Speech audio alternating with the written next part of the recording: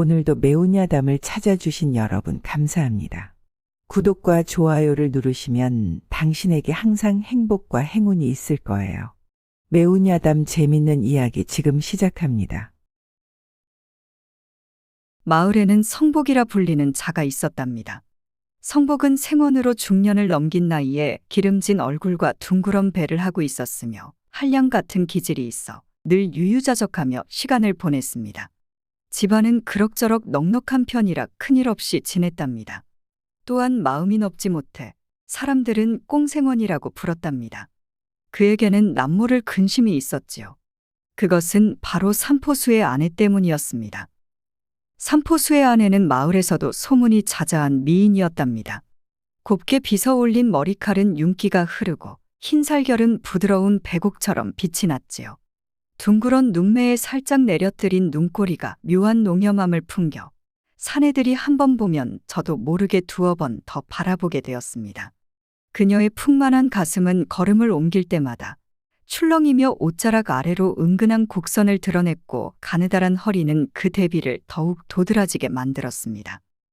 장터에서 마주칠 때면 사내들은 헛기침을 하며 눈길을 어디 둘지 몰라 어색한 웃음을 짓기 일쑤였지요. 하지만 정작 그녀는 그러한 시선을 아랑곳하지 않고 매일같이 물을 깃고 바느질을 하며 조용히 살고 있었습니다. 그런데 성복은 다릅니다. 처음에야 그저 곱다며 몇 번 바라볼 뿐이었지만 차츰 욕망이 스멀스멀 피어오르더니 어느새 그 여인을 차지하고 싶은 마음이 불길처럼 번졌습니다. 그는 여러 번 기회를 노려보았으나 어찌된 영문인지 번번이 실패하고 말았지요. 어느 날은 일부러 포수의 집 근처를 배회하며 여인이 나올 틈을 엿보았고 또 어느 날은 우연을 가장의 장터에서 손수건을 떨어뜨려 보기도 했습니다. 하지만 여인은 그럴듯한 핑계를 대며 늘 조심스레 피하였고 무엇보다 포수가 집을 비우지 않으니 도무지 틈이 보이지 않았답니다. 평소라면 며칠이고 사냥을 떠났을 터인데 요즘은 어찌 된 일인지 마을을 벗어나지 않고 있었습니다. 성복은 속이 타들어가듯 답답해졌고 방 안에서 할 일 없이 담뱃대를 빨며 한숨만 내쉬었답니다. 대체 왜 사냥을 나가지 않는단 말인가? 왜 이렇게까지 애를 태워야 한단 말인가? 그는 속으로 몇 번이고 중얼거리며 어찌할 도리를 궁리하기 시작하였습니다. 어느 날 성복은 우연을 가장해 여인을 따라가 보기로 하였답니다. 그녀는 늘 장터에서 장을 보고 집으로 돌아가는데 그 길목을 성복이 미리 가로막고 기다리고 있었지요.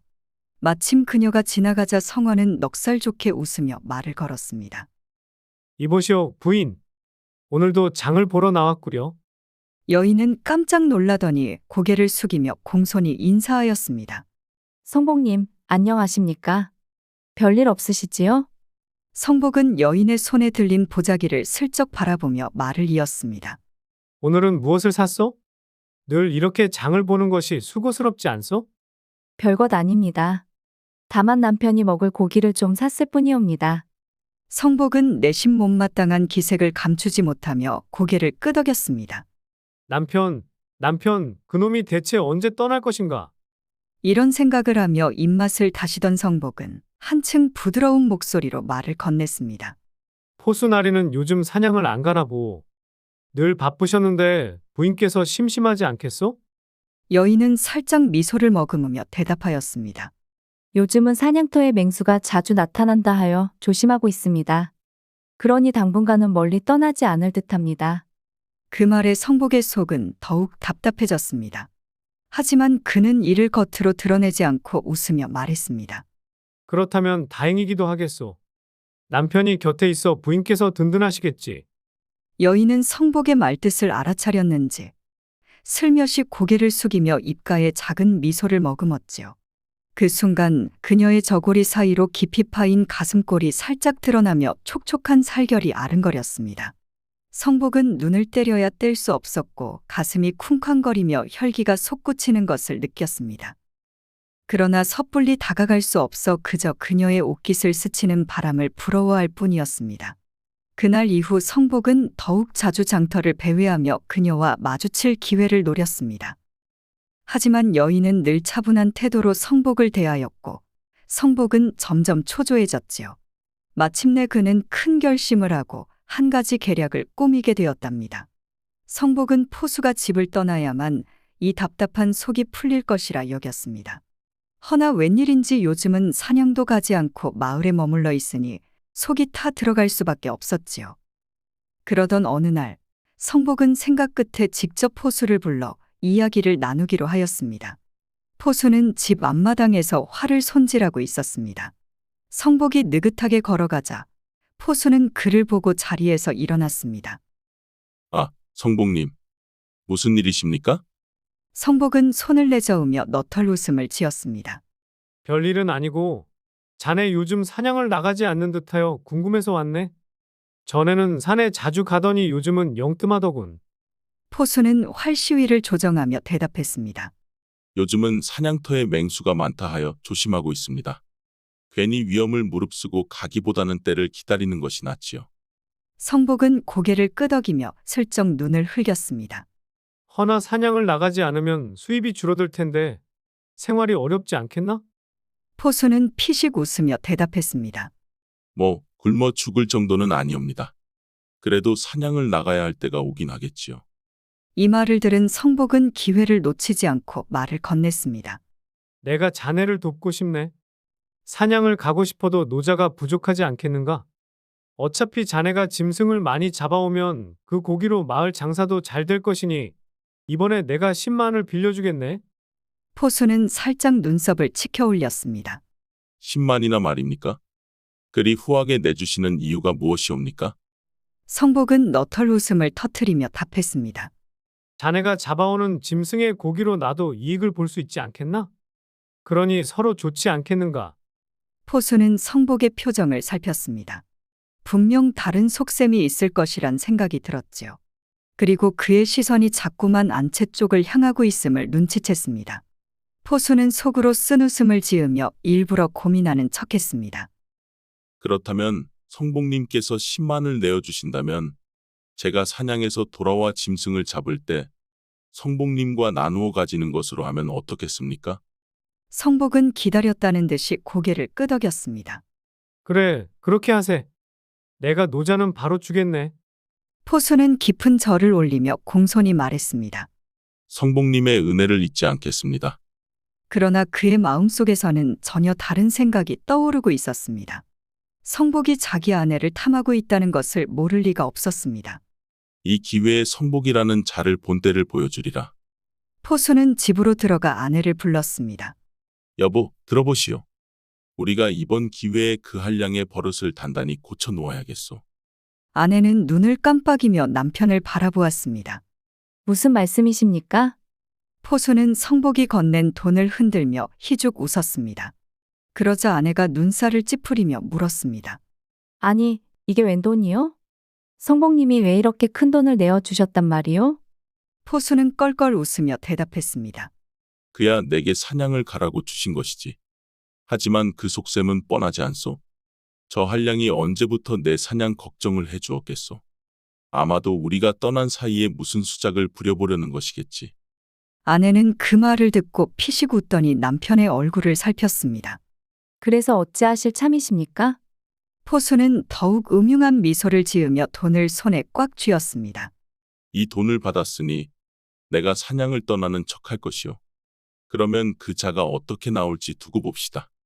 당신은 성복의 마음을 슬쩍 떠보며 유혹하는 듯 굴대 끝까지 자신을 내주지는 마시오. 그러면 이 일이 재미있게 돌아갈 것이외다. 포수의 아내는 그 말에 피식 웃으며 입을 가렸습니다. 그럼 이번에 그분을 한바탕 골려보자는 말씀이십니까? 포수는 장난기 어린 얼굴로 고개를 끄덕였습니다. 한번 시원하게 당해야 다시는 남의 아내를 넘보지 않겠지. 그리하여 성복이 돈을 건네고 좋아하는 사이 포수와 그의 아내는 이미 묘수를 짜고 있었습니다. 포수는 아내와 마주 앉아 조용히 말했습니다. 이제부터 우리도 준비를 해야 하오. 그 한량이 스스로 올 수밖에 없도록 말이오. 아내는 남편의 얼굴을 바라보며 입가에 미묘한 미소를 지었습니다. 어찌하시렵니까? 저 사람이 쉽게 물러설 것 같지는 않은데요. 포수는 느긋하게 웃으며 대답했습니다. 나는 일부러 동네를 돌며 내가 장거리 사냥을 떠난다고 소문을 낼 것이오. 멀리 떠나 오래 머물 거라는 이야기가 퍼지면 그 자는 틀림없이 기회를 노릴 것이지. 아내는 생각에 잠긴 듯 가만히 있다가 남편의 눈을 바라보았습니다. 그렇다면 저는 어떻게 하면 되겠습니까?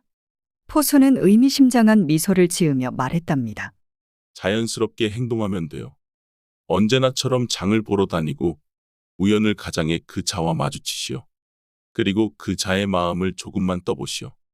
너무 적극적으로 나서지는 말고 오히려 한 걸음 물러서는 듯 보이면서도 은근히 기대하게 만들면 될 것이오. 아내는 고개를 끄덕이며 남편의 말을 곱씹었습니다. 쉽지 않겠지만 그렇게 하겠습니다. 하지만 너무 심한 일은 벌어지지 않게 하셔야 합니다. 아무리 저 한량이 얄미워도 일이 지나치면 안 되지요. 포수는 껄껄 웃으며 아내의 손을 잡았지요. 걱정 마시오. 그 자가 당황할 정도면 충분하오. 다만 이번 일을 계기로 다시는 남의 아내를 넘보지 못하게 만들어야겠지요. 그 정도는 감수해야 하지 않겠소? 그날부터 포수는 일부러 동네 사람들과 어울리며 자신이 사냥을 떠난다는 소문을 퍼뜨리기 시작했습니다. 이번에는 멀리 산을 넘어 한양 근처까지 가볼 생각이요. 거기서 사냥을 한번 제대로 하고 돌아오려 하오. 그럼 한동안 마을에 안 계시겠군요. 포수는 일부러 깊은 한숨을 내쉬며 고개를 끄덕였습니다. 그러게요. 떠나고 싶진 않지만 사냥을 쉬면 벌이가 시원치 않으니 어쩌겠소. 집사람도 홀로 남겨두고 가는 게 걱정이지만 다행히 마을에 좋은 분들이 많으니 잘 보살펴 주시겠지요. 이 말이 퍼지자 마을 사람들은 다들 포수가 정말 떠난다고 믿었습니다. 그리고 이 소문은 어김없이 성복의 귀에도 들어갔습니다. 성복은 이 말을 듣자마자 속으로 쾌재를 불렀습니다. 그러나 성급하게 움직일 수는 없었지요. 그래서 그는 일부러 태연한 표정을 지으며 포수를 찾아갔습니다. 최포수, 이번에 사냥을 멀리 떠난다 들었소. 언제 출발하시오? 포수는 화를 손질하다가 성복을 힐끗 바라보며 대답했습니다. 이틀 후에 떠날 생각이요. 이번에는 멀리까지 가야 하니 한동안 마을에 돌아오지 못할 것이요. 성복은 가벼운 웃음을 띠며 고개를 끄덕였습니다. 그렇군요. 먼 길을 떠나신다니 조심해야겠소. 그런데 부인께서 혼자 계신다니 걱정이 좀 되겠군요. 사내 없이 집을 지키려면 불편한 일이 많지 않겠소? 혹여 무슨 일이라도 있으면 내가 수시로 들러서 도와드리리다. 포수는 속으로 피식 웃으며 일부러 난처한 표정을 지었습니다. 아, 그것이야 고맙지요. 아무래도 사내가 집을 오래 비우면 이런저런 걱정이 많을 테니까요. 성복님 같은 분이 신경 써 주신다면 아내도 든든할 것이요. 성복은 포수가 경계를 풀었다고 생각하며 내심 만족스러워했습니다. 포수는 일부러 담뱃대를 길게 빨며 한숨을 내쉬었습니다. 집을 떠날 때마다 늘 걱정이 앞서.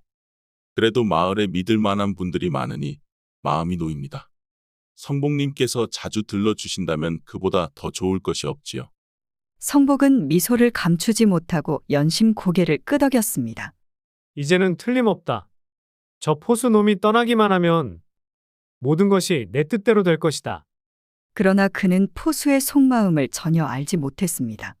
포수는 이미 성복이 무엇을 바라는지 훤히 꿰뚫고 있었고 그의 탐욕을 이용해 덫을 준비하고 있었던 것입니다. 포수가 마을을 떠난 날, 성복은 이미 들떠 있었습니다. 아침부터 그의 마음은 들끓었고 손끝까지 기분 좋은 전율이 흐르는 듯하였지요. 마치 오래 굶주린 고양이가 방심한 참새를 노리는 것처럼 그는 의기양양하게 거리를 활보하였습니다. 그는 조심하는 척하며 천천히 걸었으나 속마음은 이미 달려가고 있었습니다. 오랜 기다림 끝에 드디어 포수가 떠났고 이제야 한껏 밀고 당길 수 있는 기회가 찾아왔기 때문이지요. 성복은 머릿속으로 여러 번 그 순간을 상상하였습니다. 기껏해야 몇 마디 주고받고 여인은 부끄러운 듯 시선을 내리깔겠지요. 하지만 그 눈 속에는 거부할 수 없는 유혹이 서려 있을 것이 분명했습니다. 그는 손을 뒤로 젖히며 느긋하게 걷는 척하였으나 벌써 저작거리를 지나 포수의 집 근처에 다다랐습니다. 집안은 조용하였고 그 고요함이 오히려 그의 가슴을 더욱 뛰게 만들었습니다. 마당 문 앞에 선 성복은 한번 기침을 하고 살며시 문을 두드렸습니다. 계십니까? 잠시 후 안에서 발소리가 들리더니 문이 삐걱 열렸습니다. 그리고 그곳에는 성복이 밤마다 머릿속에서 그리던 바로 그 여인이 서 있었습니다. 어머, 생원님이 어인일로 여길? 여인은 한껏 차려입고 있었습니다. 평소보다 더 단정한 옷차림이었으나 그 단정함 속에서도 묘한 새끼가 흘러넘쳤습니다. 저고리는 몸에 꼭 맞아 굴곡을 드러냈고 목덜미에서 은근한 향이 풍겼지요. 무엇보다 그녀의 가슴은 살짝 숙이는 동작에 맞춰 출렁이며 성복의 시선을 사로잡았습니다. 포수나리가 떠나셨다 하여 혹여나 부인이 불편하지 않을까 해서 들렀습니다. 성복은 일부러 점잖은 체하며 말을 했습니다. 하지만 눈길은 자꾸만 여인의 저고리 아래로 향했고 입안이 바짝 말라왔습니다. 여인은 입가에 옅은 미소를 머금고 고개를 살짝 숙이며 대답했습니다. 성복님께서 걱정해 주시니 감사할 따름이지요. 부디 안으로 들어오시지요. 그 순간 성복의 심장은 요란하게 뛰었습니다. 이 모든 것이 그녀가 보내는 신호로 보였지요. 성복은 안으로 들어서며 문득 그녀의 팔이 자신의 옷깃에 살짝 스치는 것을 느꼈습니다. 그것이 우연인지 아니면 의도된 것인지 판단할 겨를도 없이 그는 이미 확신하고 있었습니다. 방 안은 은은한 향으로 가득했습니다. 여인은 차를 내온다며 조용히 움직였고 성복은 그 모습을 눈에 담으며 자리에 앉았습니다. 그녀의 손끝이 하얗게 빛났고 움직일 때마다 저고리 사이로 살결이 살짝 보였다가 사라졌습니다. 성복은 점점 더 깊은 욕망에 빠져들었습니다. 성복님께서는 자주 저를 생각하셨습니까? 여인의 목소리는 낮고 부드러웠습니다. 그 한마디가 성복의 귀에 닿자 그는 더 이상 참을 수 없었습니다. 그는 천천히 몸을 기울이며 여인의 손을 잡았습니다. 어찌 잊을 수 있겠소. 매일같이 부인을 생각하며 가슴이 뛰었소. 여인은 그의 손길을 피하지 않았습니다. 오히려 가만히 그를 바라보며 깊은 미소를 지었습니다. 그렇다면 더 가까이 오셔도 되겠지요? 그 말 한마디가 성복을 완전히 무너뜨렸습니다. 그는 더 이상 기다릴 이유가 없다고 생각하였지요. 그의 손은 점점 여인의 허리로 향했고 입술은 그녀에게 닿으려 하였습니다. 그러나 그 순간 여인은 살짝 몸을 틀며 속삭였습니다. 하지만 성복님, 성복은 멈춰섰습니다. 그녀의 입술 끝에는 의미를 알 수 없는 미소가 번지고 있었습니다. 한 가지 조건이 있답니다. 성복은 한순간 당황했으나 곧 그녀의 말에 빠져들었습니다. 이 조건만 받아들인다면 이제는 더 이상 기다릴 필요가 없다고 생각했기 때문이지요. 그는 애타는 목소리로 물었습니다. 그게 무엇이요? 나는 무엇이든 하겠소. 여인은 천천히 그의 손을 쥐며 조용히 말했습니다. 그럼 성복님, 이것을 먼저 써보시지요. 그녀가 천천히 뒤로 돌아가더니 작은 상자에서 무언가를 꺼냈습니다. 그리고 그것을 성복의 얼굴 앞에 내밀었습니다. 그것은 꼭두각시 가면이었습니다. 성복의 눈이 크게 흔들렸습니다. 그러나 욕망에 취한 그는 그것이 무엇을 의미하는지 제대로 깨닫지 못하였습니다. 성복은 여인의 손에 들린 가면을 바라보며 잠시 멈칫하였습니다. 꼭두각시 가면이라니 기묘한 물건이 아닙니까? 희번덕한 눈과 과장된 입술 그리고 기묘하게 뒤틀린 미소를 머금은 그 모습이 어딘가 섬뜩하기까지 하였지요. 그러나 여인은 그런 성복을 보며 부드러운 미소를 띄었습니다. 성복님, 이건 제게 참 중요한 물건이랍니다. 여인은 손끝으로 가면을 매만지며 조용히 말했습니다. 성복은 미심쩍은 눈으로 그녀를 바라보았습니다. 이것이 무엇이기에 그렇게 말씀하시오? 여인은 살짝 머뭇거리더니 마치 부끄러운 듯 얼굴을 붉히며 속삭였습니다. 사실 남편과 함께 할 때도 저는 이 가면을 써야 한답니다.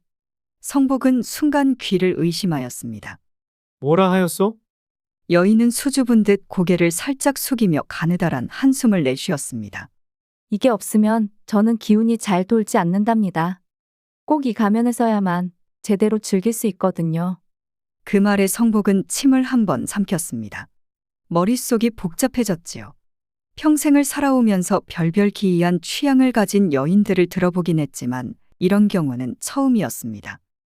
그러나 여인의 표정에는 단호함이 서려 있었습니다. 마치 이것 없이는 절대 허락할 수 없다는 의지를 내비치는 듯하였지요. 성복은 잠시 고민에 빠졌습니다. 도대체 이 가면을 쓰고 어찌 하겠다는 것인가? 얼굴을 가린 채로 애정을 나눈단 말인가? 그러나 그는 오래 망설이지 않았습니다. 이미 눈앞의 여인을 차지할 수 있다는 생각에 마음이 들떠 있었기 때문이지요. 정말 그래야만 한단 말이오? 여인은 조용히 고개를 끄덕였습니다. 그리고 한 걸음 다가서더니 성복의 손을 살며시 잡았습니다. 부드러운 손끝에서 따뜻한 체온이 전해졌습니다. 성복님, 저를 원하신다면 이 가면을 쓰셔야 합니다. 그녀의 목소리는 낮고 달콤하였습니다. 성복은 두근거리는 가슴을 부여잡으며 마침내 결심을 내렸습니다. 알겠소. 그렇다면 써버리다. 그 말이 떨어지자 여인의 입꼬리가 미묘하게 올라갔습니다. 그녀는 손에 들고 있던 가면을 들어 성복의 얼굴에 가져갔습니다. 그리고는 직접 그의 머리에 씌우더니 뒤쪽에 가죽끈을 단단히 조였습니다. 이렇게 하면 됩니다. 여인은 손끝으로 가면을 살짝 매만졌습니다. 성복은 어쩐지 숨이 조금 답답해지는 것 같았으나 여인의 향기로운 손길에 그마저도 금세 잊어버렸습니다. 이제 되었다면 어서. 그가 서둘러 손을 내밀려는 순간 여인은 슬며시 한 걸음 물러섰습니다. 그리고 문득 그의 가면을 바라보며 입술을 가리고 킥킥 웃었습니다. 성복님, 참 묘하게도 잘 어울리십니다. 성복은 그녀의 웃음이 어딘가 묘하게 느껴졌지만 이미 모든 것을 내려놓고 있었습니다. 그저 이제 남은 것은 그녀를 품에 안는 일뿐이라 생각했지요. 드디어 성복은 그녀를 천천히 농락하고자 침을 꼴꺽 삼켰으며 조심스레 그녀의 손을 잡았습니다. 그러나 여인은 살짝 몸을 돌려 그의 손길을 피하며 더욱 가까이 다가서더니 성복의 귓가에 촉촉한 입술을 가까이 대고 숨을 불어넣었습니다. 성복님, 아직은 서두르지 마셔요. 천천히 즐기는 것이 더 좋지 않겠습니까? 그녀의 목소리는 달콤한 술처럼 성복의 머릿속을 아찔하게 만들었습니다. 그러면서도 여인은 더욱 농염한 손길로 그의 가슴을 지그시 누르며 자신을 바라보게 하였습니다. 제가 어떻게 해드리면 좋을까요? 그녀의 목소리는 숨소리에 섞여 더욱 아릿하게 들렸습니다. 성복은 더는 참을 수 없었습니다. 그의 손이 그녀의 허리를 감싸려는 순간 여인은 장난스럽게 그의 손을 잡아채더니 부드러운 손끝으로 성복의 손목을 타고 올라왔습니다. 하지만 성복님, 아직은 준비가 필요합니다. 그녀는 그의 가면을 쓰다듬으며 다시 한번 그의 귓가에 속삭였습니다. 이 가면을 쓰고 있으면 더 특별한 기운이 흐를 거예요. 그녀의 손길이 점점 더 농밀해질수록 성복의 숨은 더욱 가빠졌습니다. 그는 더는 망설이지 않았습니다. 그녀가 원하는 대로, 그녀가 말하는 대로 따르기만 하면 모든 것이 그의 것이 될 것만 같았습니다. 그러나 그는 몰랐습니다. 그 순간 가면 뒤에서 스스로를 향해 조여오는 덫을 이미 단단히 뒤집어 쓴 것을. 성복은 마침내 모든 것이 자신의 뜻대로 되어간다고 믿었습니다. 여인은 농염한 미소를 머금으며 그의 가면을 조심스레 매만졌고 그 손끝이 부드러운 바람처럼 성복의 뺨을 스쳤지요. 숨소리는 점점 더 거칠어졌고 온 방 안에는 묘한 긴장감이 감돌았습니다. 이제 성복님은 저만 바라보셔야 합니다. 여인의 목소리는 촉촉하게 젖어 있었고 성복은 더 이상 아무것도 생각할 수 없었습니다. 마치 한껏 취한 듯 그는 그녀의 부드러운 손길에 이끌려 점점 더 깊이 빠져들었지요. 그러나 바로 그 순간 쿵! 방문이 요란하게 열리며 거친 발소리가 들려왔습니다. 성복은 순간 몸을 움찔하였고 여인은 마치 놀란 척하며 황급히 뒷걸음질 쳤습니다. 어떤 놈이 감히 내 집 반방에서 이러고 있단 말이냐. 우렁찬 목소리와 함께 포수가 문턱을 넘어서 방 안으로 뛰어들었습니다. 그는 손에 묵직한 몽둥이를 움켜쥐고 있었고 얼굴에는 분노가 서려 있었습니다. 성복은 숨이 턱 막혔습니다. 도저히 있을 수 없는 일이었지요. 분명 포수는 멀리 사냥을 떠난 줄로만 알았는데 어떻게 이렇게 갑작스레 돌아온 것인가. 아이고, 저 도둑놈을 보아라. 내 없다고 감히 내 안방을 더럽히려 들어왔구나. 포수는 성난 황소처럼 성복을 향해 달려들었고 성복은 본능적으로 뒤로 물러섰습니다. 그러나 그는 방 안구석에 몰려 있어 도망칠 곳이 없었습니다. 더욱이 얼굴에는 아직도 꼭두각시 가면이 단단히 묶여 있어 숨이 막히는 듯했지요. 자네, 아니, 이건 성복은 더듬거리며 변명하려 했지만 그의 입에서 나온 목소리는 이상하게 변형되어 있었습니다. 꼭두각시 가면이 그의 음성을 기괴하게 왜곡시켜 사람의 말이라기보다 어딘가 기이한 잡음처럼 들렸습니다. 도둑이야. 이놈을 당장 잡아라. 포수는 일부러 크게 외치며 몽둥이를 휘둘렀습니다. 성복은 기겁하여 몸을 웅크리며 피하려 했지만 갑자기 여인이 비명을 질렀습니다. 살려주세요. 이자가 저를 해치려 했어요. 그 말이 떨어지기 무섭게 포수는 성복의 등을 후려쳤습니다. 둔탁한 소리와 함께 성복은 앞으로 고꾸라졌지만 곧바로 일어나 비틀거리며 도망가려 했지요. 그러나 얼굴에 단단히 묶인 가면이 틀어져 앞이 뿌옇게 가려졌고 제대로 달아나기도 어려웠습니다. 이놈이 감히 내 집 안에서 이런 짓을. 내 놈 간덩이가 부었구나. 포수는 성난 황소처럼 몽둥이를 휘둘렀고 성복은 비명을 참으며 허둥지둥 피하려 했습니다. 하지만 가면이 흘러내려 앞을 볼 수가 없었고 엉겁결에 방 안의 기둥에 이마를 쾅 박고 말았습니다. 눈앞이 핑 돌았지만 뒤에서 몰려오는 몽둥이질을 피하려면 무조건 앞으로 나아가야 했습니다. 성복은 마구잡이로 팔을 휘저으며 몸을 던졌지만 이번에는 문턱을 제대로 넘지 못해 발이 걸려 문지방에 엎어졌습니다. 이를 본 포수와 여인은 웃음을 참으려 했으나 결국 배를 잡고 웃고야 말았습니다. 아이고, 저 도둑놈이. 가면을 쓰고 도망도 못 가시네. 여인의 조롱 섞인 웃음이 성복의 귀에 박혔고 그는 분노와 수치심에 몸이 떨렸습니다. 하지만 지금은 변명할 겨를도 없었습니다. 그는 필사적으로 기어가듯 일어나 문을 열려 했지만 등짝에 다시 한번 묵직한 충격이 가해졌습니다. 거기 서라, 이놈. 어디 감히 도망을 쳐. 포수는 몽둥이를 높이 들고 다시 달려들었고 성복은 그제야 죽을 힘을 다해 문을 열고 밖으로 내달렸습니다. 그러나 그의 악몽은 이제 막 시작된 것이었습니다. 성복은 온 힘을 다해 뛰었습니다. 하지만 얼굴에는 아직도 꼭두각시 가면이 단단히 묶여 있었고 시야가 흐릿하여 제대로 길을 찾기가 어려웠습니다. 포수는 그 뒤를 따라 마당으로 뛰쳐나오며 소리쳤습니다. 도적놈이 성복의 집으로 달아난다. 도둑이야. 그 외침은 어둠 속을 뚫고 메아리쳤습니다. 이 말이 들리자 마을 사람들은 하나둘씩 집 밖으로 뛰쳐나왔습니다. 밤마시를 나섰던 이들도 막 잠자리에 들려던 이들도 무슨 일인가 싶어 등불을 들고 거리로 모였습니다. 뭐라? 도둑이 성복 집으로 달아났다고? 이런 망할 놈. 당장 몽둥이를 들고 가보세. 그 말이 퍼지자마자 마을 사람들은 각자 들고 있던 지게 막대며 장작개비를 움켜쥐고 성복이 달려가는 방향으로 쏜살같이 몰려들었습니다. 성복은 숨이 턱 밑까지 차오른 채 겨우 집 앞에 다다랐습니다. 가면이 땀에 젖어 얼굴에 들러붙고 숨이 막힐 듯 갑갑했지만 벗을 겨를도 없었습니다. 그저 문을 박차고 들어가 소리쳤습니다. 문을 닫아. 문을. 그러나 집안 사람들은 졸지에 앞마당으로 뛰어든 괴상한 자의 모습을 보고 기겁했습니다. 꼭두각시 가면을 쓴 남자가 헐레벌떡 뛰어오더니 허둥지둥 문을 닫으려 하고 있었던 것입니다. 으악! 귀신이다. 무슨 요망한 도적이 우리 집으로 들어오는 게냐? 한바탕 소동이 벌어졌습니다. 마침내 마당으로 뛰쳐나온 집안 사람들은 성복을 알아보지 못하고 사정없이 몽둥이를 휘둘렀습니다. 성복은 필사적으로 팔을 휘저으며 변명하려 했지만 그의 목소리는 가면에 가려져 이상하게 변형되었고 사람들은 더욱 격분하여 그를 때렸습니다. 이놈 잡아라. 도둑놈이다. 집안 사람들의 외침이 퍼지며 성복의 집 앞에는 더욱 많은 마을 사람들이 몰려들었습니다. 사람들은 저마다 몽둥이를 들고 괴이한 모습의 도적을 향해 덤벼들었습니다. 어디서 이런 불안당이 들어와 날뛰는 게냐? 때려. 도둑놈을 그냥 놔둘 수 없다.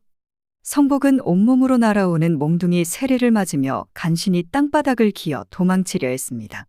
하지만 뒤에서는 여전히 포수가 외치고 있었습니다. 저놈이 바로 그놈이야.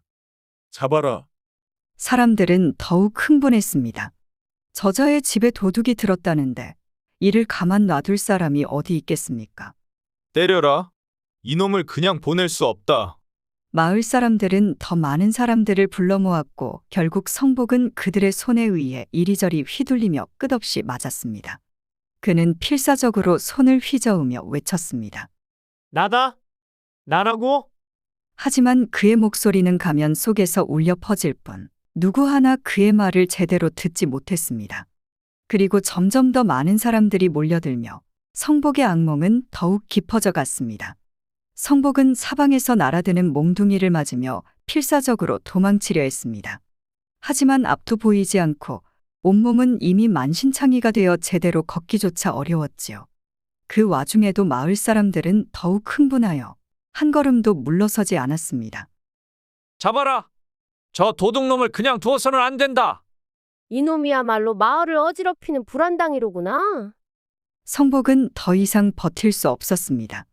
그는 마지막 남은 힘을 쥐어짜며 가면을 벗으려 손을 뻗었습니다. 그러나 가죽끈이 단단히 묶여 있어 손만 허우적거릴 뿐이었지요. 이대로는 죽을 수도 있다는 공포가 엄습해 왔습니다. 으악! 살려주시오. 나라고?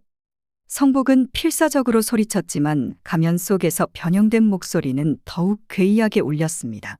그러자 한 마을 사람이 그의 가면을 덥석 잡고는 획 잡아당겼습니다. 이놈의 가면부터 벗겨보자. 끼익! 기묘한 소리가 나며 가면이 벗겨졌습니다. 순간 모두의 손이 멈추었습니다. 한 치 앞도 가늠할 수 없던 밤, 마당을 가득 매운 등불 아래서 드러난 얼굴은 다름 아닌 성복이었습니다. 마을 사람들은 멍하니 그를 바라보았습니다. 어라, 저거 성복님 아니야? 아니, 이게 어찌 된 일이야? 순간 마을에는 정막이 감돌았습니다.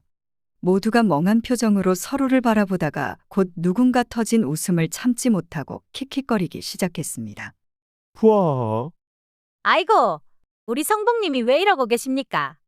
아니, 이게 대체 무슨 꼴이란 말이요? 이내 마당 곳곳에서 폭소가 터져나왔습니다. 사람들은 배를 잡고 웃음을 참지 못하며 땅을 치며 뒤로 나가 떨어졌습니다. 아니, 우리 성복님이 가면을 쓰고 도둑처럼 뛰어다니다니? 설마 이 가면이 없으면 기운이 돌지 않는단 말이 사실이었단 말이요. 한바탕 조롱이 쏟아지는 가운데 성복은 그제야 얼굴을 감싸 쥐고 털썩 주저앉았습니다. 이보다 더한 망신이 있을까? 그는 더 이상 버티지 못하고 집안 사람들의 손에 이끌려 겨우 방 안으로 끌려 들어갔습니다. 그러나 그의 굴욕은 거기서 끝이 아니었습니다. 아니, 도둑인 줄 알았는데 성복님이었어? 그런데 왜 꼭두각시 가면을 쓰고 있었대? 사람들의 입에서 이야기는 순식간에 퍼져나갔습니다.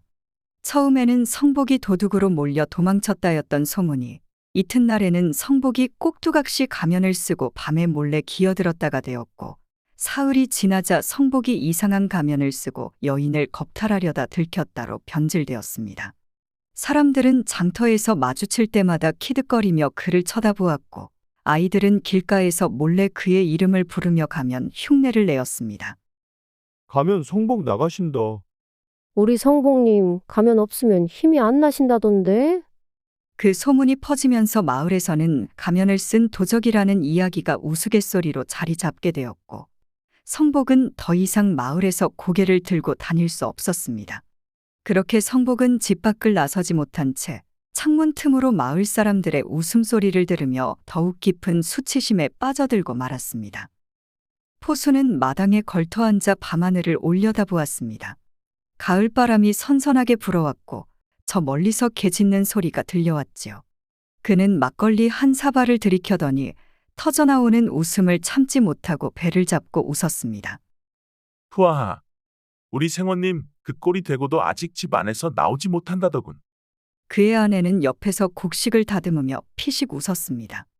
그야 그렇게까지 두들겨 맞았으니 어찌 밖을 나설 수 있겠어요? 마을 어귀에 나갔다간 아이들까지 달려들어가면 흉내를 낼 텐데요. 포수는 생각만 해도 통쾌한 듯 껄껄 웃으며 아내의 어깨를 감싸 안았습니다. 아, 이거 그동안 한량처럼 굴던 성복의 버릇을 아주 단단히 고쳐놨지 않소? 어찌 그리 꼴이 우습던지. 꼭두각시 가면을 쓰고 허둥대는 꼴이라니. 내가 사냥해서 잡은 노루도 그보단 우아하겠소. 아내는 입을 가리고 웃으며 포수의 품에 기대었습니다. 그러게요. 그런데 정말 웃긴 건 그 사람이 가면을 쓰고 있다가도 도망칠 생각은 못하고 허둥댔다는 거죠. 정말 그렇게까지 여자가 좋았을까요? 포수는 아내를 바라보며 장난스럽게 가면을 집어들었습니다. 그 가면은 아직도 방 한 구석에 남아 있었고 등불 아래서 기묘한 미소를 짓고 있었습니다. 그러고 보니 이 가면이 정말 힘이 있는 것인지 시험해볼까? 포수는 농담조로 말하며 가면을 흔들었고 아내는 눈을 가늘게 뜨며 미소를 지었습니다. 그래요? 그럼 정말로 가면이 특별한 기운이 있는지 시험해 볼까요? 그녀는 천천히 가면을 빼앗아 들고 장난기 가득한 미소를 머금었습니다. 포수는 눈썹을 치켜 올리며 그녀를 바라보았지요. 설마 진짜로 쓴다는 거요? 아내는 대답하지 않았습니다. 대신 부드러운 손끝으로 가면을 얼굴에 올리더니 천천히 포수를 향해 다가왔습니다. 포수는 그녀의 의도를 알아채고 느긋한 미소를 지으며 그녀를 끌어안았습니다. 그 밤, 마당의 등불 아래에서는 꼭두각시 가면을 쓴 여인의 조용한 웃음과 포수의 거친 숨소리가 어우러졌습니다. 가면을 쓴 채 다가온 아내는 그의 무릎 위에 걸터 앉으며 장난스럽게 속삭였습니다. 이제야 진짜 가면의 힘을 시험해 볼 수 있겠군요. 포수는 그녀의 허리를 단단히 감싸며 입가에 웃음을 머금었습니다. 그렇다면 정말 기운이 도는지 확인해 봐야겠지. 아내는 가면 너머에서 입술을 살짝 내밀며 그의 목덜미를 감쌌고 바람처럼 부드러운 손끝이 그의 옷깃을 더듬었습니다. 포수는 그녀의 허리를 더욱 당기며 그저 웃음 대신 뜨거운 열기로 답했지요. 가면은 그녀의 얼굴을 가려 감정을 더욱 알 수 없게 만들었으나 손끝으로 전해지는 떨림과 몸의 곡선이 모든 것을 말해주고 있었습니다. 정말 이 가면이 기운을 돋워주는 것 같네요. 그녀의 속삭임과 함께 두 사람의 몸이 더욱 가까워졌고 촛불이 흔들리는 밤 뜨겁고도 은밀한 순간이 깊어갔습니다. 포수와 아내에게는 더없이 유쾌하고도 짜릿한 밤이 찾아왔습니다. 그러나 성복의 굴욕은 그 밤으로 끝나지 않았습니다. 그 후로도 한동안 성복은 집안에서 꼼짝도 하지 않았습니다. 대문을 나서기만 하면 아이들은 가면을 만들어 쓰고 따라다니며 흉내를 냈고 어른들은 장터에서 막걸리를 나누며 그 이야기를 웃음 삼아 떠들어댔습니다. 우리 성복님, 혹시 또 가면을 쓰고 나다니시는 거 아니요? 이제 여인을 유혹할 때마다 꼭 가면부터 써야 힘이 나는 거 아닙니까? 그 말에 마을 사람들은 배를 잡고 웃었고 성복은 얼굴이 벌겋게 달아올라 도망치듯 사라졌습니다. 시간이 지나도 소문은 사그라들지 않았고 사람들은 모이면 여전히 그날 밤의 일을 이야기하곤 했습니다. 결국 성복은 더 이상 마을에서 견디지 못하고 어느 날 조용히 짐을 싸서 떠났습니다. 어디로 간 것인지는 아무도 몰랐습니다. 그러나 그가 떠난 후에도 그의 이야기는 여전히 남아 있었습니다. 그 후로 마을에서는 남의 아내를 넘보는 자를 향해 이렇게 말하곤 했습니다. 가면부터 준비해야지 않겠소? 그 말이 나오면 사람들은 모두 웃음을 터뜨렸고 꼭두각시 가면의 이야기는 오랫동안 마을에 전해지며 술자리에 가장 좋은 안주거리가 되었습니다. 옛날 옛적에 조선 어느 시골 마을에 마천덕이라 불리는 사내가 살았답니다. 본디 그의 이름은 천덕이라 하였지만 그가 하는 일마다 모조리 망해버리니 동네 사람들은 그를 망천덕이라 부르며 조롱하였지요. 곡식을 심으면 가뭄이 들고 장사를 하면 손님이 오지 않으며 무엇 하나 해보려 하면 끝내 빈털터리가 되고 마니 이 어찌 기구한 운명이 아니라 하겠습니까? 그날도 천덕은 떡 장사를 하겠노라며 장터로 나갔지만 장사는 고사하고 떡을 몽땅 자기가 먹어 치우고 빈손으로 돌아왔답니다. 떡이란 것이 어찌나 맛있던지 처음에는 한 입, 두 입 맛을 보다가 도무지 멈출 수 없게 되어 결국 남은 것은 빈 보따리 하나뿐이었지요. 집에 돌아오니 부인이 두 눈을 부릅뜨고 살독을 가리키며 따지듯 말하였답니다. 이러다 굶어 죽겠어요. 도대체 언제 정신 차릴 겁니까? 천덕은 혀를 차며 대꾸하였지요. 아이 참, 부인도 너무하십니다. 인생이라는 게 늘 그런 것이지요. 오늘 장사가 안 되었으니 내일은 잘 될지도 모릅니다. 내일이 아니라 모레가 되더라도 내 팔자가 이 모양이라면 그게 그거지요. 부인은 한숨을 푹 내쉬더니 이내 눈꼬리를 치켜 올리며 손가락을 톡톡 흔들며 말하였답니다. 그 입이나 다무세요. 내가 왜 당신 같은 사람과 살고 있는지. 이놈의 팔자가 원수로다. 그러나 화도 잠시였지요. 부인은 눈을 부라리더니 이내 천덕의 손목을 낚아채어 방 안으로 질질 끌고 들어갔답니다. 천덕은 어리둥절한 채로 부인의 눈치를 살피다가 어느덧 방 안에 가득 찬 묘한 기운을 느꼈지요. 부인은 팔짱을 끼고 천덕을 매섭게 쏘아보며 한참을 가만히 있더니 이내 입꼬리를 올리며 한마디 내뱉었답니다. 이보시오, 망천덕. 떡을 팔지 못해도 힘은 쓸 줄 아는 거요. 천덕은 움찔하며 눈을 굴렸지만 부인의 얼굴에는 이미 묘한 웃음이 번져 있었지요. 그 순간 부인은 눈앞에 등잔불을 후 불어끄며 몸을 획 돌렸고 천덕은 그만 머뭇거리다가 덩달아 이불 속으로 밀려 들어갔답니다. 이윽고 방 안에는 툭탁거리는 소리가 들리더니 곧이어 부인의 목소리가 낮게 깔렸지요. 참으로 기가 막힌 일이로군. 떡을 파는 솜씨는 없더라도 일이 정력은 넘치다니. 천덕은 이 말에 얼굴이 붉어졌지만 곧 부인의 치맛자락이 어둠 속에서 너울거리며 방 안은 점점 뜨거운 열기로 가득 차올랐답니다. 문풍지가 달각거리고 이불이 들썩이며 불꽃이 튀는 듯한 밤이 이어졌지요. 결국 천덕은 떡은 못 팔아도 부부간의 정만큼은 넉넉히 나누는 사내임을 다시금 증명해 보였던 것이랍니다. 다만 새벽녘이 되어서는 그 기운이 다 소진되었는지 어찌나 피곤했던지 천덕은 깊은 잠에 빠져들고 말았답니다. 그런데 그날 밤 천덕은 묘한 꿈을 꾸었지요. 꿈속에서 생전에 자애로운 손길로 그를 감싸주던 어머니가 나타났답니다. 그녀는 하얀 옷자락을 휘날리며 다가오더니 부드럽지만 단호한 목소리로 말하였지요. 천덕아, 천덕아.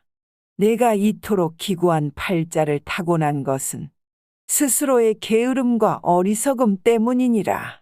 곡식을 심어도 가뭄이 들고 장사를 해도 손님이 끊기며 무엇을 해도 실패만 거듭하는 것은 내가 하늘이 준 기회를 보지 못하고 한탄만 하였기 때문이니 이제라도 정신을 차리고 명심하여라. 용두산 절벽 및 노송이 한 그루 비스듬히 기울어져 있는 바위 아래를 파보거라. 그곳에 내 팔자를 바꿀 보물이 숨겨져 있느니라. 허나 꿈자리가 헛되지 않도록 지혜를 잊지 말고 신중히 행동해야 하느니라. 천덕은 눈을 번쩍 뜨며 온몸이 땀으로 흠뻑 젖어 있는 것을 느꼈지만 마음은 이상하게도 상쾌하였답니다. 이건 분명 계시로다. 하지만 혹여나 이게 단순한 헛꿈이라면 어찌할 것이며 쓸데없는 헛고생만 하게 된다면 어떡한단 말인가. 천덕은 머리를 극적이며 잠시 고민하였답니다. 그래도 믿져야 본전이라는 생각이 들었지요. 평생을 빈털터리로 살아왔으니 더 잃을 것도 없고 혹시라도 정말 보물이 있다면 팔자가 펴지지 않겠느냐는 기대가 피어올랐답니다. 한 번쯤은 하늘이 내게 복을 줄 수도 있는 것이지. 설마 이 어머니의 계시가 헛된 꿈이겠어. 그는 가슴을 쓸어내리며 스스로를 다독였지요. 어머니께서 거짓말을 하실 분도 아니고 하늘에서까지 나를 놀리시진 않을 테지. 어차피 잃을 것도 없으니 이번만큼은 믿어보기로 하자. 천덕은 벌떡 일어나더니 한참을 머뭇거리며 숨을 고르고 이마를 짚으며 생각에 잠겼답니다. 정말 저 말씀이 사실일까? 허나 어머니께서 내게 헛된 희망을 주실 리 없지. 만일 거짓이라 해도 지금 내 처지가 더 나빠질 수도 없지 않겠는가?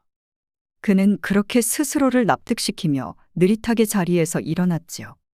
한숨을 크게 내쉰 후 지게를 짊어지며 다시 한번 어두운 방 안을 둘러보았답니다. 이대로 나섰다가 부인의 핀잔을 듣지나 않을까 고민도 했지만 기회를 놓치면 후회할 것 같았지요. 그때 부인이 반쯤 감긴 눈으로 천덕을 바라보며 중얼거렸습니다. 대체 이번엔 무슨 망상을 하고 나가는 거예요? 천덕은 대답도 하지 않은 채 슬며시 집을 빠져나와 길을 나섰답니다. 처음에는 발걸음이 어색하고 어딘지 모르게 무거웠지만 점점 나아가면서 마음이 묘하게 들뜨기 시작했지요.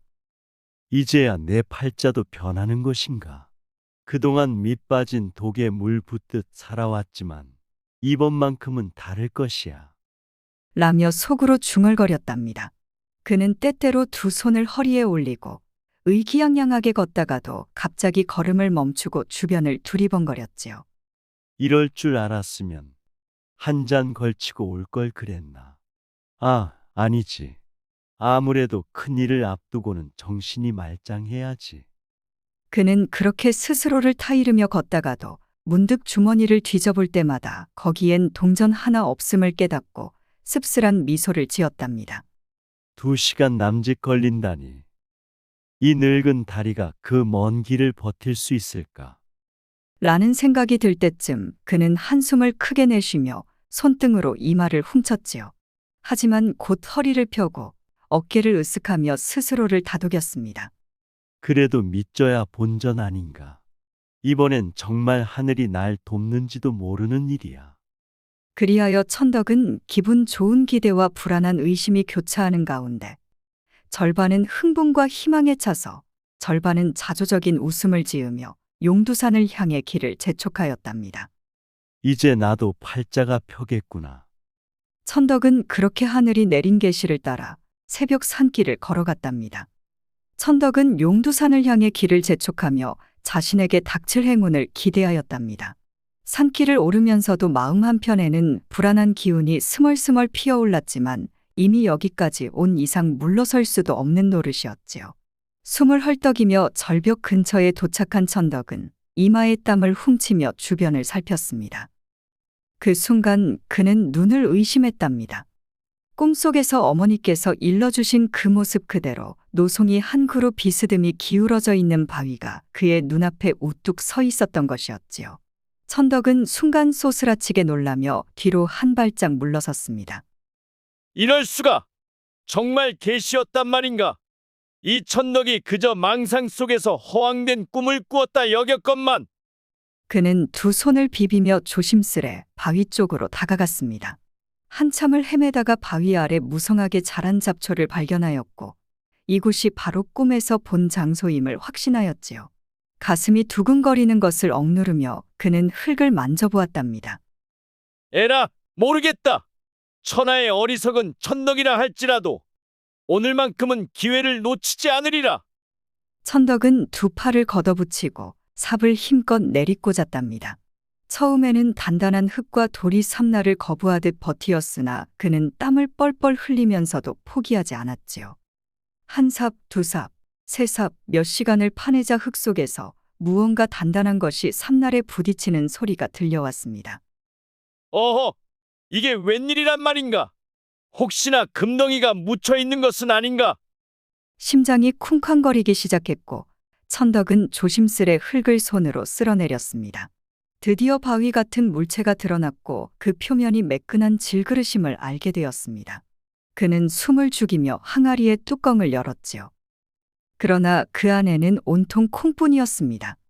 천덕은 순간 멍해졌습니다. 사나운 짐승을 마주한 것도 아닌데 몸이 굳어버렸고 얼굴엔 허탈함이 가득 찼지요. 그는 콩 한 웅큼을 집어들고 어이없다는 듯 콧방귀를 뀌었습니다. 이게 무슨 보물이라고 한단 말인가? 보물이 아니라 그냥 밭에서 나오는 콩 아니요. 그는 몇 번이고 항아리 속을 들여다보았지만 콩 이외의 것은 눈 씻고 찾아봐도 없었답니다. 천덕은 한숨을 길게 내쉬며 넋두리를 늘어놓았지요.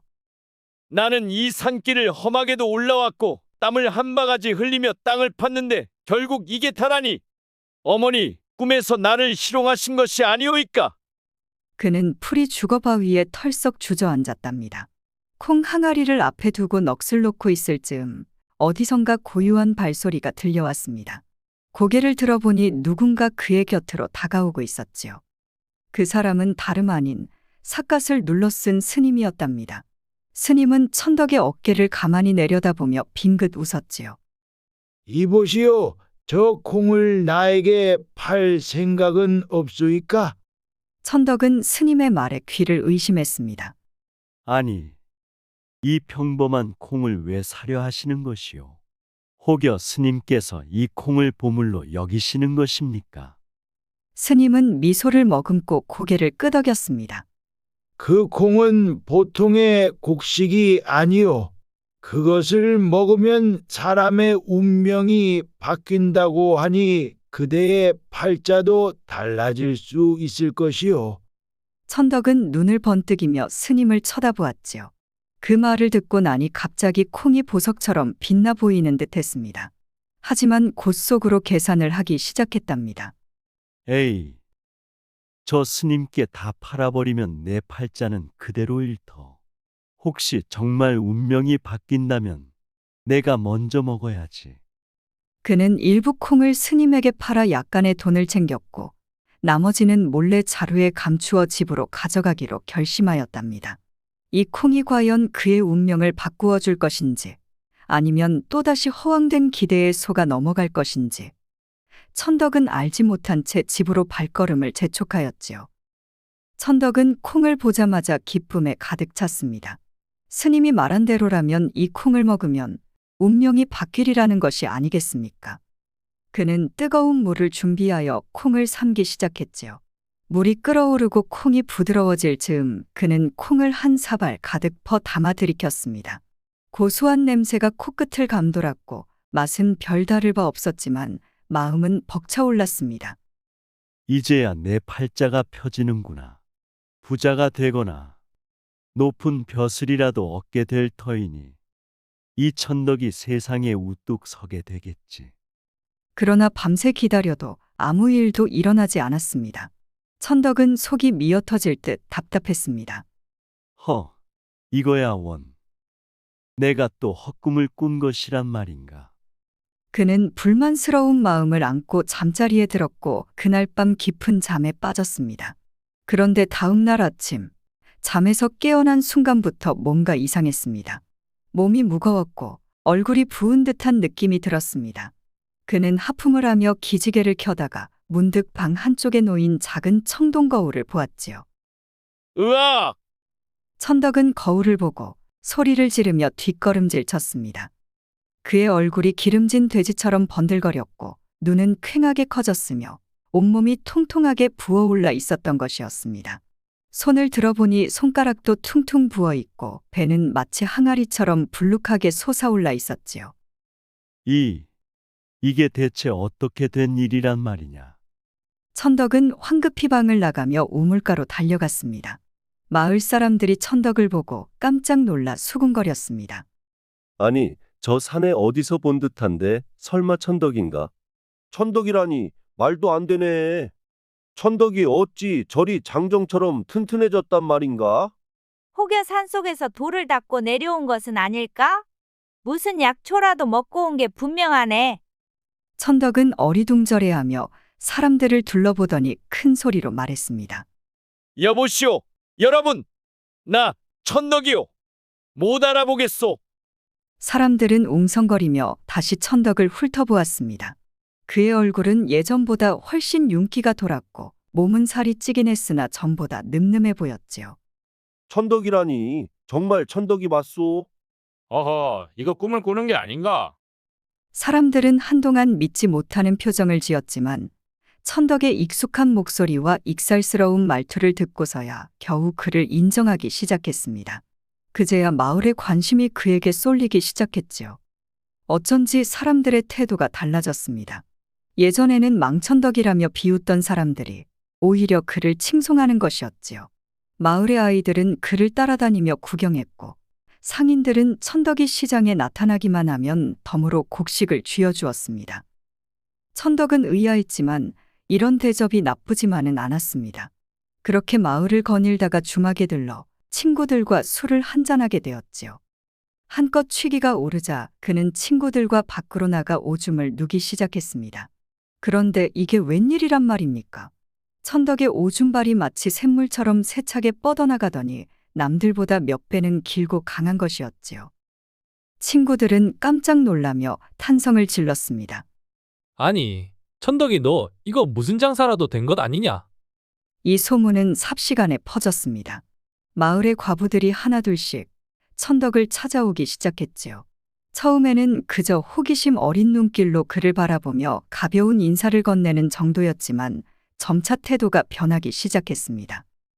처음에는 작은 곡식 한 자루를 내밀던 이들이 어느새 천덕의 집 앞에 줄지어 서서 김치며 장작이며 심지어 손수 만든 옷까지 바쳐가며 찾아오더이다. 과부들이 모여 앉아 천덕을 바라보며 손수건을 꼭 쥐는 모습은 여느 사랑 이야기 속 애틋한 장면처럼 보였지요. 천덕이 나리, 요즘 몸이 많이 좋아지셨다 들었는데 부디 나물이라도 드시고 기운 내세요. 천덕 어른, 저희 집 항아리에 묵은 된장이 있는데 꼭 한번 맛보시겠어요? 그렇게 과부들의 손길이 연이어 닿기 시작하니 천덕도 마음이 동하지 않을 수 없었지요. 천덕은 어느 순간부터 마을 사람들의 시선을 피해 부지런히 물레방앗간을 드나들기 시작했답니다. 물레방앗간은 예부터 남녀가 몰래 만나 속정을 나누는 장소로 알려져 있었고 천덕 역시 과부들과의 미래를 위해 자주 그곳을 찾았지요. 초승달이 뜨는 밤이면 바람소리에 섞여 은근한 웃음소리가 들리곤 했습니다. 천덕나리, 이 밤이 외롭지 않으신가요? 날이만 좋다면 제 마음을 살짝 열어보일 수도 있는데요. 과부들은 하나같이 정을 나누길 원했고 천덕 역시 그것을 마다할 이유가 없었습니다. 한때 망천덕이라 놀림받던 그가 이제는 마을 여인들에게 환심을 사는 인물이 되다니 이 또한 운명의 장난이 아니겠습니까? 천덕은 처음엔 부인 몰래 물레방앗간으로 향했지만 시간이 지나면서 부인의 태도가 달라지는 것을 느꼈습니다.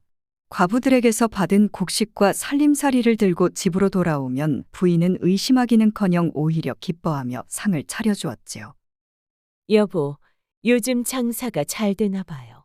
이렇게 곡식이 넘쳐나는 걸 보니 당신이 드디어 돈 버는 법을 익힌 게 아니겠소.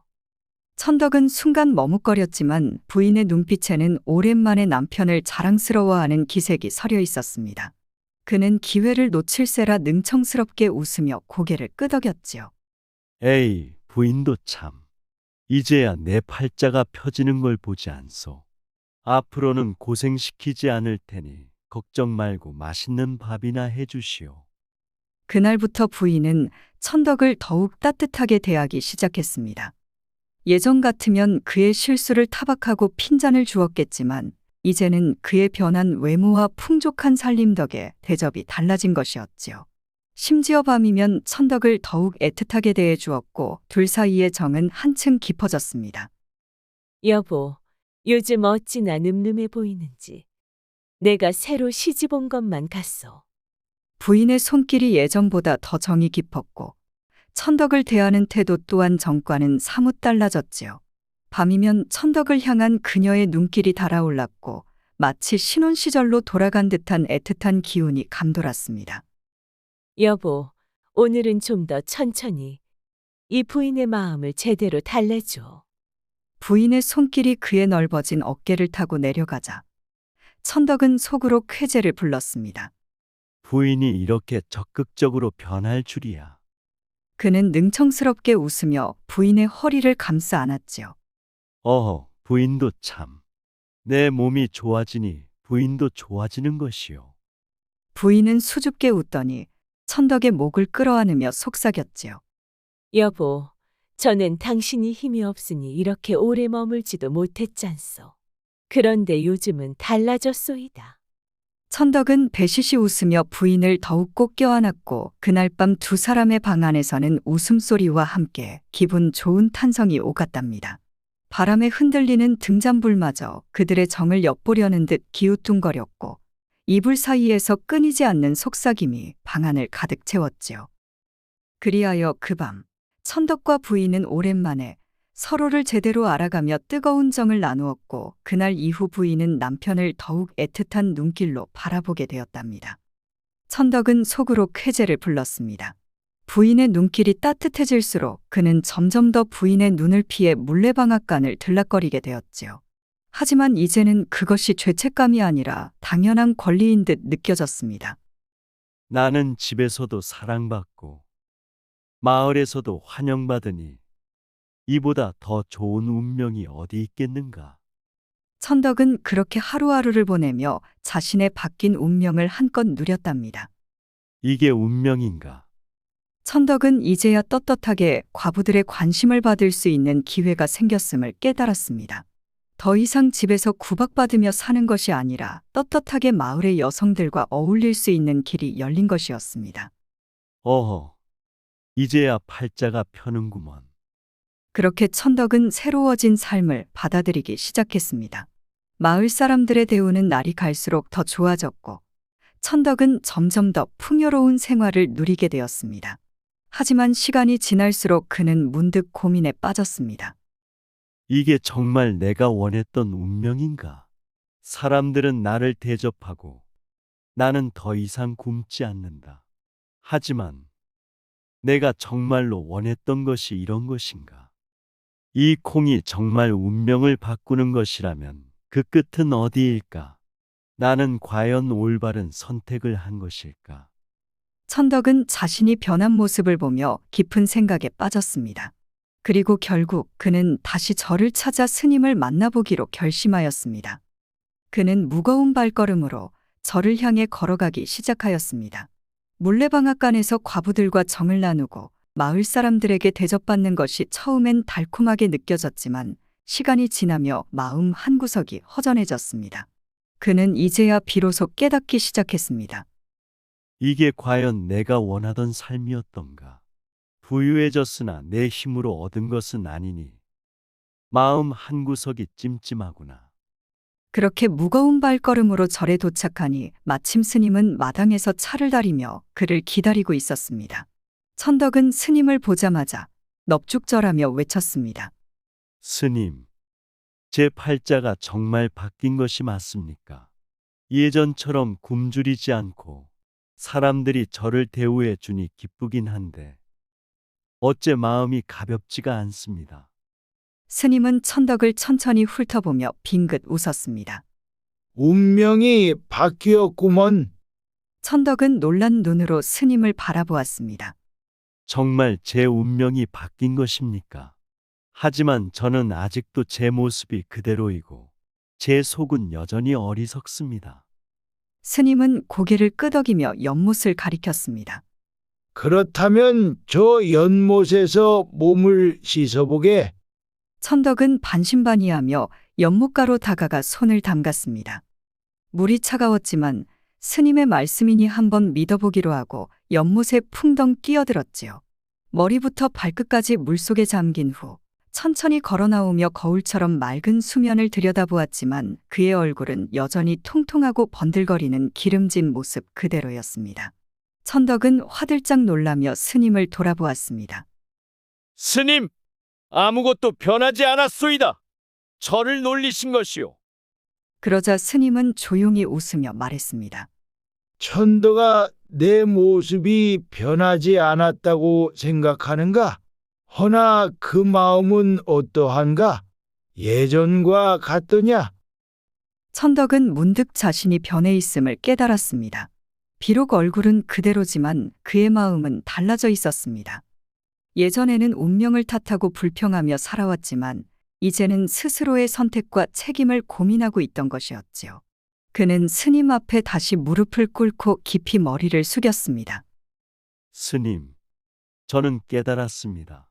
제 팔자가 바뀐 것이 아니라 제 마음이 바뀌었소이다. 결국 제 삶을 어찌 살아가느냐는 저의 몫이었는데 저는 늘 남 탓만 하고 있었습니다. 스님은 만족스럽게 고개를 끄덕이며 말했습니다. 그렇지. 팔자가 바뀐 것이 아니라 내가 바뀐 것이니라. 그러니 이제부터는 남이 주는 복에 기대지 말고 내 힘으로 길을 개척해 보거라. 천덕은 크게 깨닫고 절을 떠났습니다. 과부들에게 기대어 얻어먹는 삶이 아니라 스스로 벌고 스스로 살아가는 삶을 살아야겠다고 결심하였습니다.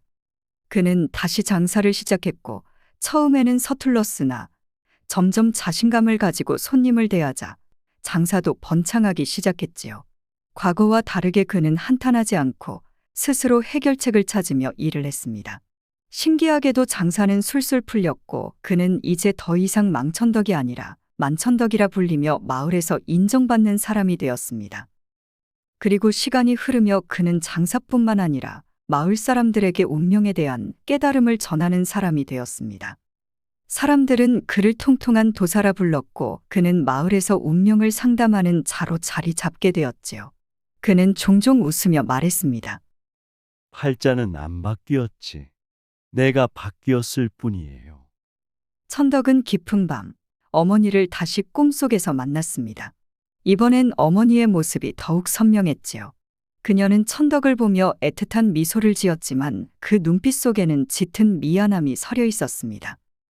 천덕아, 어미가 너를 두고 너무 일찍 떠나버려 항상 미안했단다. 어머니의 목소리는 부드러웠지만 한편으로는 깊은 아픔이 느껴졌습니다. 천덕은 꿈속에서도 울컥하며 어머니를 향해 손을 뻗었지만 그녀는 손사래를 치며 말했습니다. 어미는 언제나 멀리서 내가 잘 되길 기원했답니다. 하지만 내 나이 40이 되도록 아직도 이리저리 휘둘리며 사는 모습이 천덕꾸러기 같구나.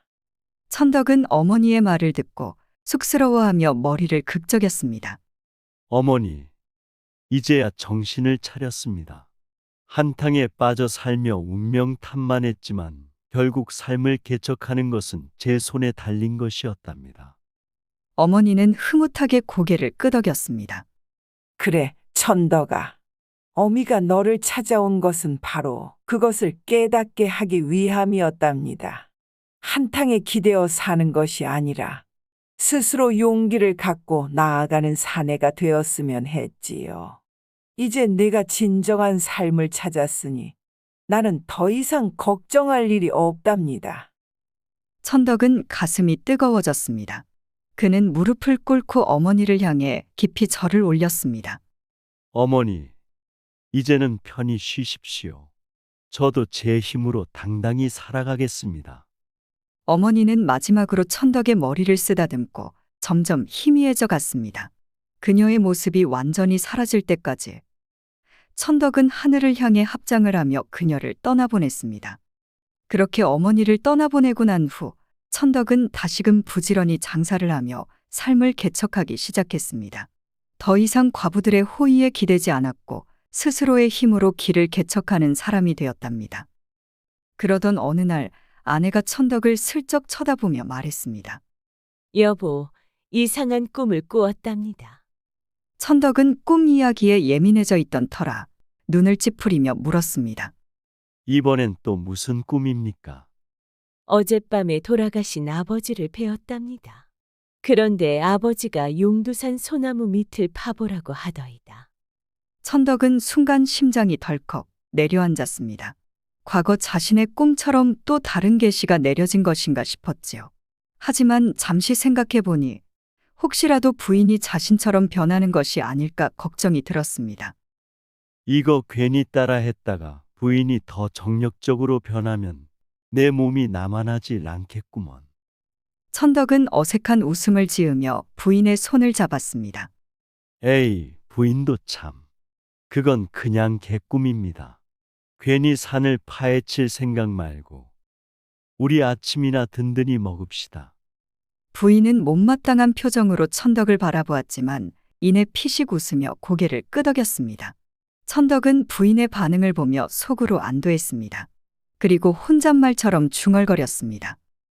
팔자는 안 바뀌었지. 내가 바뀌었을 뿐이지요.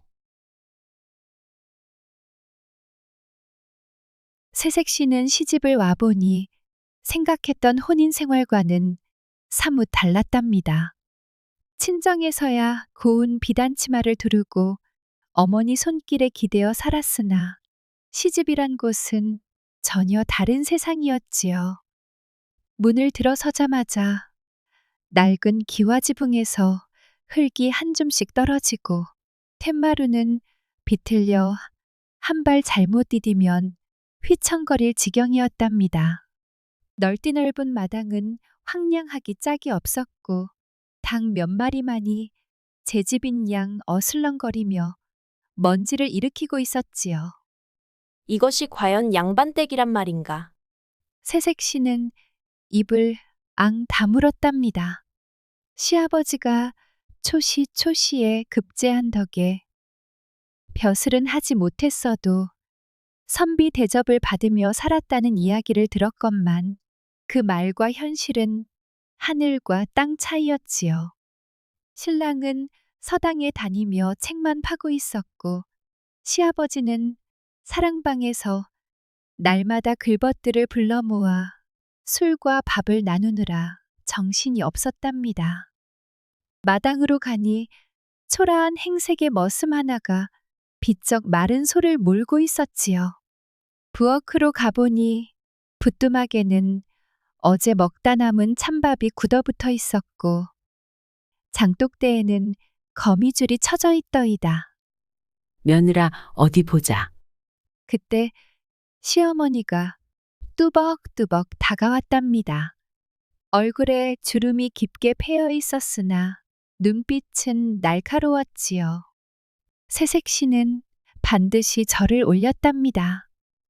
너도 이제 우리 집안 사람이니 부지런히 손발 놀려야 한다. 시어머니는 말이 끝나기가 무섭게 새색 씨의 손에 빗자루를 쥐어주었답니다. 곱디고 온 손으로 익숙지 않은 빗자루를 잡고 마당을 쓸어내려니 먼지가 풀썩풀썩 일더이다. 새색 씨는 속으로 한숨을 쉬었답니다. 시집살이가 고단할 것이라는 예감이 온몸을 감쌌지요.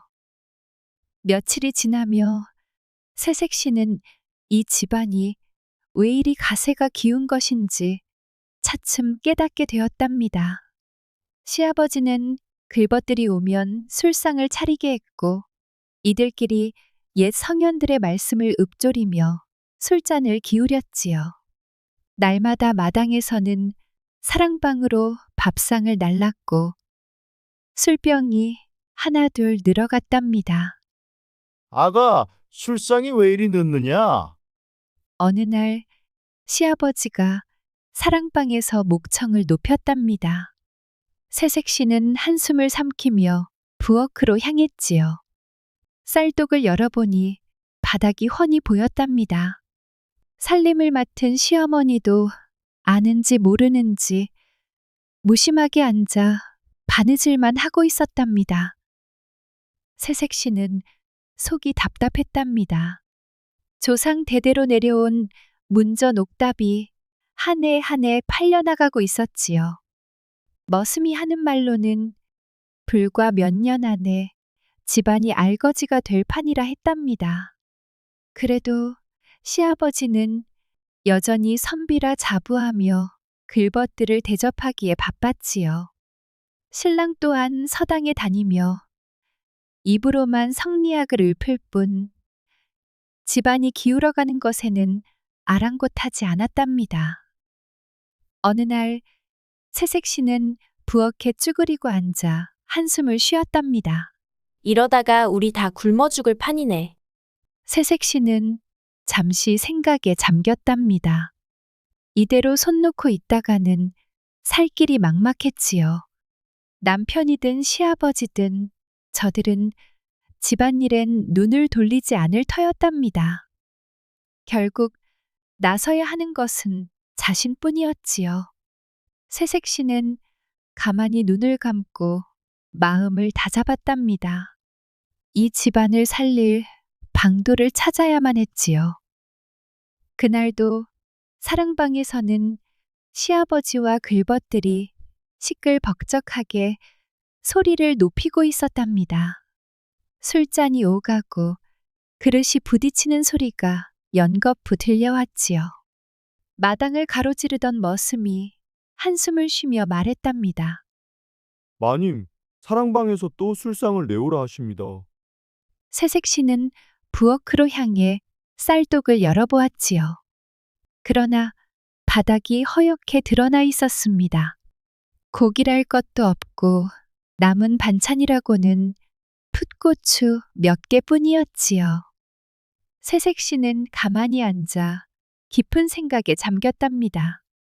그러다 문득 자신의 머리카락을 내려다보았지요. 이대로 가다가는 집안이 통째로 기울어버릴 것이 뻔했습니다. 곧 결심이 선 새색시는 머리끈을 풀고 단숨에 비녀를 뽑아들었지요. 거울을 바라보며 3단 같은 머리채를 단호하게 움켜쥐었답니다. 비녀를 칼처럼 잡고 손목에 힘을 주자 칼날이 벼루를 긋듯이 매끈한 머리칼이 싹둑 잘려나갔습니다. 그 머리카락을 보자기에 싸서 머슴에게 건넸답니다. 이걸 팔아서 술과 고기를 사오너라. 머슴은 그만 입을 딱 벌렸지만 새색시의 눈빛이 단호하였지요. 선뜻 움직이지 못하고 머뭇거리던 머슴은 결국 머리카락을 싸든 채 사랑방으로 들어갔답니다. 사랑방에서는 여전히 술판이 벌어지고 있었지요. 시아버지는 술잔을 들고 연거푸 웃음을 터뜨리고 있었지만 머슴이 들어서자 이내 얼굴을 찡그렸답니다. 어찌하여 술상이 늦느냐? 머슴은 주춤하며 보자기를 내밀었답니다. 마님께서 쌀도 없고 고기도 없다 하시며 이걸 팔아 술과 고기를 사오라고 하셨습니다. 그 말이 끝나기가 무섭게 사랑방이 순간 얼어붙었지요.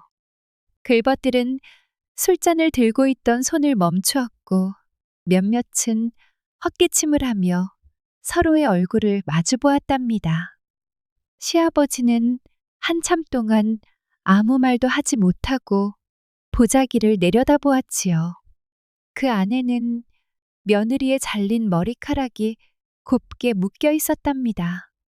머리카락을 쥐고 있던 시아버지의 손이 미세하게 떨렸고 이내 얼굴이 벌겋게 달아올랐답니다.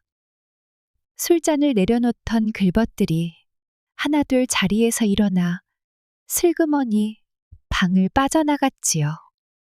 술이 남았건 말았건 더 이상 자리를 지키기 어려웠던 것입니다. 시아버지는 굳어진 얼굴로 머리카락을 내려다보다가 이내 허탈하게 등을 기대었답니다. 며느리는 그저 조용히 술잔을 닦고 있었지요. 사랑방에는 무겁고도 씁쓸한 정적이 흘렀답니다. 며느리는 사랑방에서 흘러나오는 무거운 정적을 뒤로하고 조용히 마당으로 나왔답니다. 부엌에서 들려오는 바람 소리가 싸늘하였습니다. 그녀는 여전히 자신의 짧아진 머리를 쓸어내리며 생각에 잠겼답니다. 그렇게 한참을 서 있다가 문득 자신의 잘린 머리카락을 내려다보았습니다. 손가락 끝으로 매끈하게 잘린 머리끝을 쓸어내리며 아까웠지만 이보다 더한 희생도 감내해야 할 것이라 생각했답니다. 이대로 한탄만 하고 있을 수는 없었지요.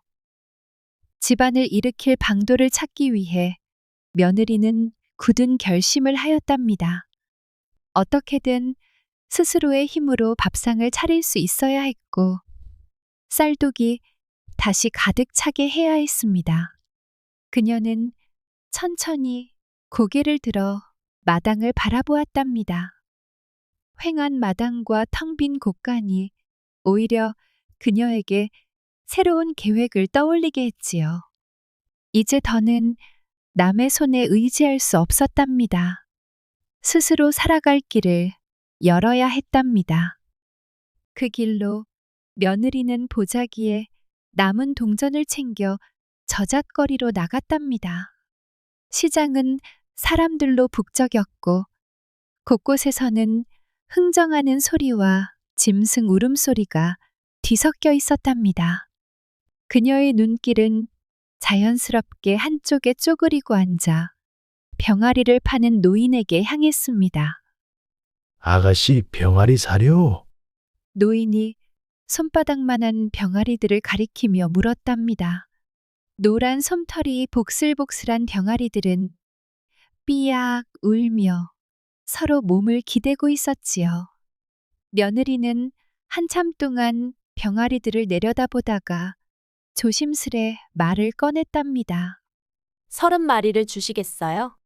노인은 잠시 눈을 크게 떴지만 곧 고개를 끄덕이며 병아리를 한 마리씩 작은 바구니에 옮겨 담기 시작했답니다. 며느리는 품에서 돈을 꺼내 건넸고 병아리 바구니를 조심스레 받아들고 집으로 돌아왔습니다.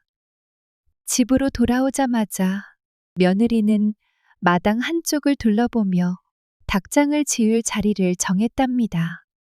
그러나 혼자 하기에는 일이 벅찼기에 머슴을 불러 함께 닭장을 만들기로 했지요. 대터라, 여기 좀 도와주겠느냐? 이곳에 닭장을 지을 생각이다. 머슴은 눈을 깜빡이며 며느리를 바라보았지만 그녀의 결연한 표정을 보곤 고개를 끄덕였답니다. 마당을 쓸고 자리를 정리한 뒤 머슴과 함께 대나무를 엮고 나무 토막을 모아 튼튼하게 세우기 시작했지요. 머슴은 힘을 써가며 나무 기둥을 박고 며느리는 대나무를 단단히 엮어 올렸답니다. 마님, 병아리를 키우시려는 겁니까? 땀을 닦으며 묻는 머슴에게 며느리는 빙그레 웃으며 대답했답니다. 그래, 병아리를 키워 암탉이 되면 달걀을 팔 것이다. 달걀을 팔면 쌀을 살 수 있지 않겠느냐? 머슴은 감탄하며 고개를 끄덕였답니다. 그렇겠지요. 좋은 생각이십니다.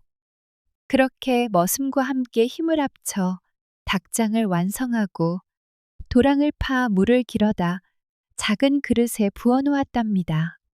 이제 병아리들을 편히 키울 수 있는 터전이 마련된 것이었지요. 머슴은 그제야 며느리의 뜻을 깨닫고는 감탄하며 고개를 끄덕였답니다. 그날 밤 며느리는 병아리들이 추울까봐 닭장에 짚을 깔고 작은 등불을 밝혀주었답니다. 병아리들은 삐약삐약 울며 몸을 맞대고 모여 잠들었답니다. 며느리는 닭장 안에서 몸을 맞대고 잠든 병아리들을 가만히 바라보았답니다. 아직은 작고 연약한 생명들이었지만 이 아이들이 자라면 집안의 살림에 작은 도움이라도 되겠지요. 하지만 과연 저 조그마한 병아리들로 가세를 일으킬 수 있을지 마음 한편에는 걱정도 밀려왔답니다. 혹여 족제비나 맹수가 덤벼들지는 않을까? 병아리들이 병이 나지는 않을까? 이리저리 생각이 많아졌지만 며느리는 고개를 가볍게 저었답니다. 망설인다고 해결될 일은 아니었지요. 중요한 것은 뭐라도 해보는 것이었습니다. 집안을 살려낼 수 있다면 이 병아리 30마리로도 충분히 시작할 수 있을 거라 믿기로 했답니다. 그녀는 작은 한숨을 내쉬며 닭장 주변을 한 번 더 살펴보았답니다. 바람이 들지 않도록 틈을 막고 물그릇이 엎어지지 않도록 단단히 눌러두었지요. 그러고 나서야 비로소 마음을 놓고 몸을 일으켰답니다. 기회는 내가 만드는 것이다. 스스로에게 다짐하며 며느리는 조용히 닭장을 떠났습니다. 이제 이 작은 병아리들과 함께 새로운 하루를 시작해야 했습니다. 며느리는 이른 새벽부터 닭장 앞을 서성였답니다. 병아리들이 잘 자고 있는지 살피고 도랑에서 지렁이를 캐어 먹이며 정성껏 보살폈지요. 그러던 어느 날 마당에서 병아리들에게 모이를 주고 있던 며느리에게 시아버지가 눈살을 찌푸리며 다가왔답니다. 아니, 양반 집에서 닭을 치다니. 내가 농부의 딸이더냐? 시아버지는 며느리를 내려다보며 비웃었답니다. 사랑방에서는 여전히 글벗들이 모여 앉아 세상이 어찌 돌아가는지 한참을 논하며 남의 흉을 보며 시간을 보내고 있었지요. 그들도 며느리를 흘끗거리며 혀를 차거나 소곤거리며 웃어댔답니다. 하지만 며느리는 고개를 숙이지 않았답니다. 그녀는 병아리들이 쫄래쫄래 따라다니는 모습을 바라보며 조용히 대답했지요. 땅이 있어도 농사를 짓지 않으면 곡식이 나지 않듯이 먹고 살 궁리를 하지 않으면 양반도 굶어 죽는 법이옵니다. 그 말에 시아버지는 헛기침을 하며 소매를 털었지만 사랑방에 앉아있던 선비들 중 몇몇은 고개를 끄덕이며 깊은 생각에 잠겼답니다. 별일이 다 있구나. 아무렴 계집이 무슨 살림살이를 논한단 말이냐? 저런 건 장터에서 나물이나 팔 계집들이나 하는 것이지. 시아버지는 며느리를 다시 한번 비웃고는 사랑방으로 돌아갔지만 며느리는 아랑곳하지 않았답니다. 그녀는 여전히 병아리들에게 먹이를 주고 닭장 주변을 정리하며 묵묵히 할 일을 해나갔지요. 며칠 후 마당을 가로지르던 머슴이 며느리에게 다가와 물었답니다. 마님, 영감께서 마님을 두고 서방님께 뭐라 하시는 걸 들었습니다. 뭐라 하시더냐? 머슴은 멋쩍은 듯 머리를 극적이며 말했지요. 닥치는 며느리를 둔 것이 창피하다며 마님을 어찌하면 좋겠느냐 하시더이다. 그런데 서방님께선 그 말을 듣고 웃으시며 부인이 어련히 알아서 할 것이니 괜한 걱정을 마십시오 하시더이다. 그 말을 들은 며느리는 살며시 미소를 지었답니다. 서방님이 자신을 믿고 있다는 생각에 마음이 한결 가벼워졌지요. 헛헛한 한숨이 아니라 어깨를 펴고 앞으로 나아갈 힘이 생기는 듯 했답니다. 어련히 알아서 할 것이라 하였으니 정말 잘 해내 보이겠다. 그날 밤 며느리는 닭장을 한 바퀴 더 돌며 병아리들이 잘 자고 있는지 살폈답니다. 작은 생명들이 몸을 맞대고 도란도란 잠든 모습을 보며 그녀는 다시금 마음을 다잡았지요. 시아버지의 비웃음 따위는 아랑곳하지 않았습니다. 중요한 것은 자신이 가야 할 길을 스스로 정하고 묵묵히 걸어가는 것이었답니다. 다시 방으로 들어와 보니 남편은 호롱불 아래에서 책을 넘기며 글을 읽고 있었답니다. 고요한 방 안에는 종이 넘기는 소리와 가끔씩 남편이 흥얼거리는 시구가 잔잔히 퍼지고 있었지요. 며느리는 문 앞에 잠시 서서 남편을 바라보았습니다. 이 사람이 과거에 급제의 집안을 일으켜 세우면 좋겠지만 그 길이 쉽지만은 않겠지. 며느리는 남편이 항문에만 매달리는 모습이 기특하면서도 한편으로는 힘들어 보였답니다. 요즘 들어 부부의 정을 나눌 여유도 없이 서로 바빴지요. 남편은 공부에, 며느리는 살림에 매달려 있었으니 밤이면 서로 등을 돌리고 잠드는 날이 많았답니다. 그런데 오늘 밤은 달랐습니다.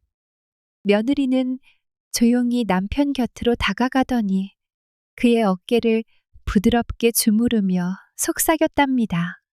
서방님, 책만 붙잡고 계시면 몸이 상하십니다.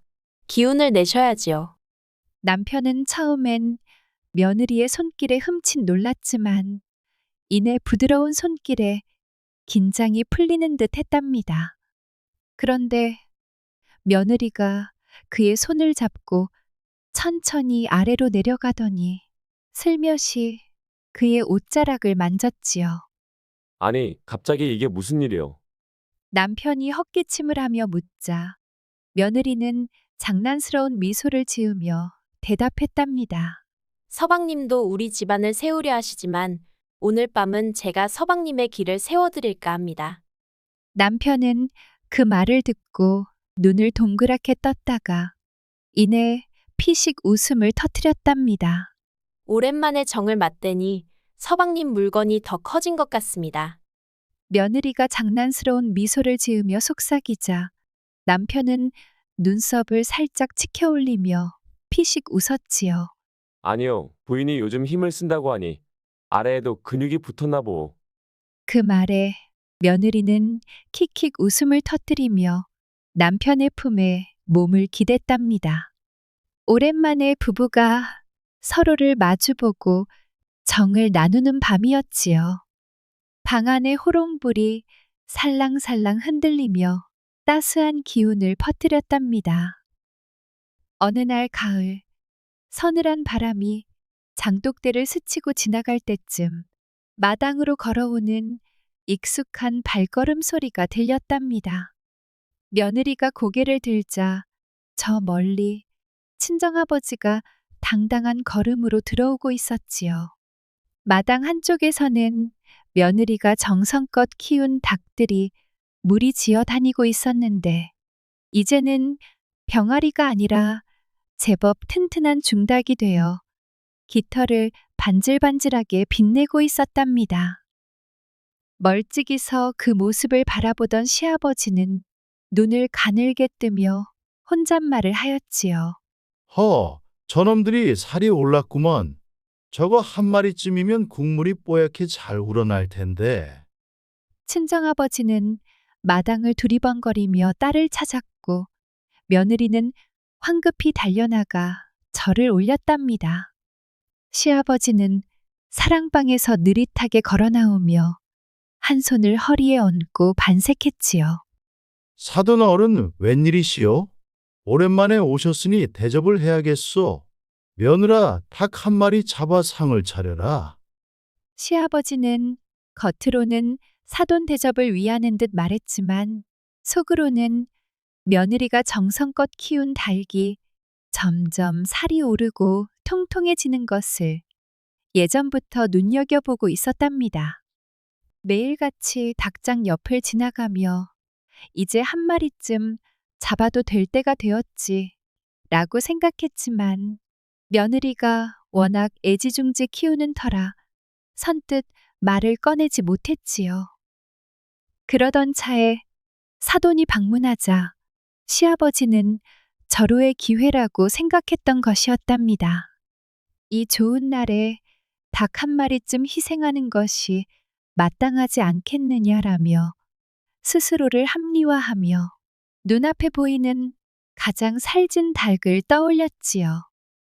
시아버지의 말에 며느리는 고개를 끄덕이고 마당으로 갔답니다. 그동안 애지중지 키워온 닭들이 생각나 잠시 망설였지만 친정아버지 대접이라니 어쩔 도리가 없었지요. 며느리는 좁쌀을 한 줌 손에 쥐고 마당에 뿌리며 구구 하고 부드럽게 불렀답니다. 그러나 평소 모이를 줄 때와 달리 닭들은 마당을 가로질러 황급히 달아나기 시작했지요. 장독대 위로, 지붕 위로, 심지어 울타리 너머까지 날아가 버렸습니다. 허, 이놈들이 왜 이리 눈치가 빠른 게냐? 며느리가 당황하여 닭을 잡으려 뛰어다니자 이를 지켜보던 시아버지가 답답한 듯 앞으로 나섰답니다. 그는 쌀독에서 쌀 한 줌을 움켜쥐고는 마당에 힘껏 뿌리며 구구 하고 불렀지요. 그러나 닭들은 더욱 경계를 하며 먼지를 일으키며 사방으로 달아나기 바빴답니다. 저 간악한 닭들 같으니라고. 먹이를 주는데도 내 말을 듣지 않는단 말이냐? 시아버지는 닭을 잡겠다는 일념 하나로 이리 뛰고 저리 뛰었지만 닭들은 마치 천적이라도 만난 듯 필사적으로 달아났답니다. 결국 시아버지는 장독대에 걸려 앞으로 고꾸라지며 손을 허우적거렸지요. 턱 밑까지 차오른 흙먼지를 털어내며 일어나 보니 닭들은 이미 지붕 위에 올라앉아 시아버지를 내려다보며 꼬코댁 하고 울어댔습니다. 마치 한바탕 구경거리라도 본 듯 유유자적한 표정이었지요. 이를 지켜보던 친정아버지는 허리를 두드리며 폭소를 터뜨렸습니다. 사돈 어른 닭의 주인도 가린다더니 이 닭들은 이미 복순이 편이 되었나 봅니다. 아니, 혹시 평소에 너무 잡아먹겠다는 눈빛을 보낸 것은 아니시온지. 그 모습을 보던 집안 사람들도 참지 못하고 킥킥거리며 웃음을 터뜨렸지요. 시아버지는 얼굴을 벌겋게 달구며 닭장을 노려보았답니다. 그러나 닭들은 여전히 장독대 위에서 태연하게 깃털을 고르고 있었고 시아버지는 애꿎은 땅만 바라보며 한숨을 쉬었답니다. 마님, 이러다가 생사람 잡겠구만요. 그냥 오늘 닭들이 낳은 달걀을 삶아 대접하는 것이 어떻겠습니까? 머슴이 조심스레 말을 꺼내자 시아버지는 닭장을 노려보며 씁쓸한 표정을 지었지만 결국 한숨을 쉬며 고개를 끄덕였답니다. 그날 저녁 술상에는 닭고기 대신 노릇하게 삶아진 달걀이 놓였고 친정아버지는 이를 보며 빙그레 미소를 지었답니다. 며느리는 아무 말 없이 고개를 살짝 숙이며 미소를 지었고 시아버지는 닭 한 마리 못 잡은 분함에 애꿎은 술잔만 기울였답니다.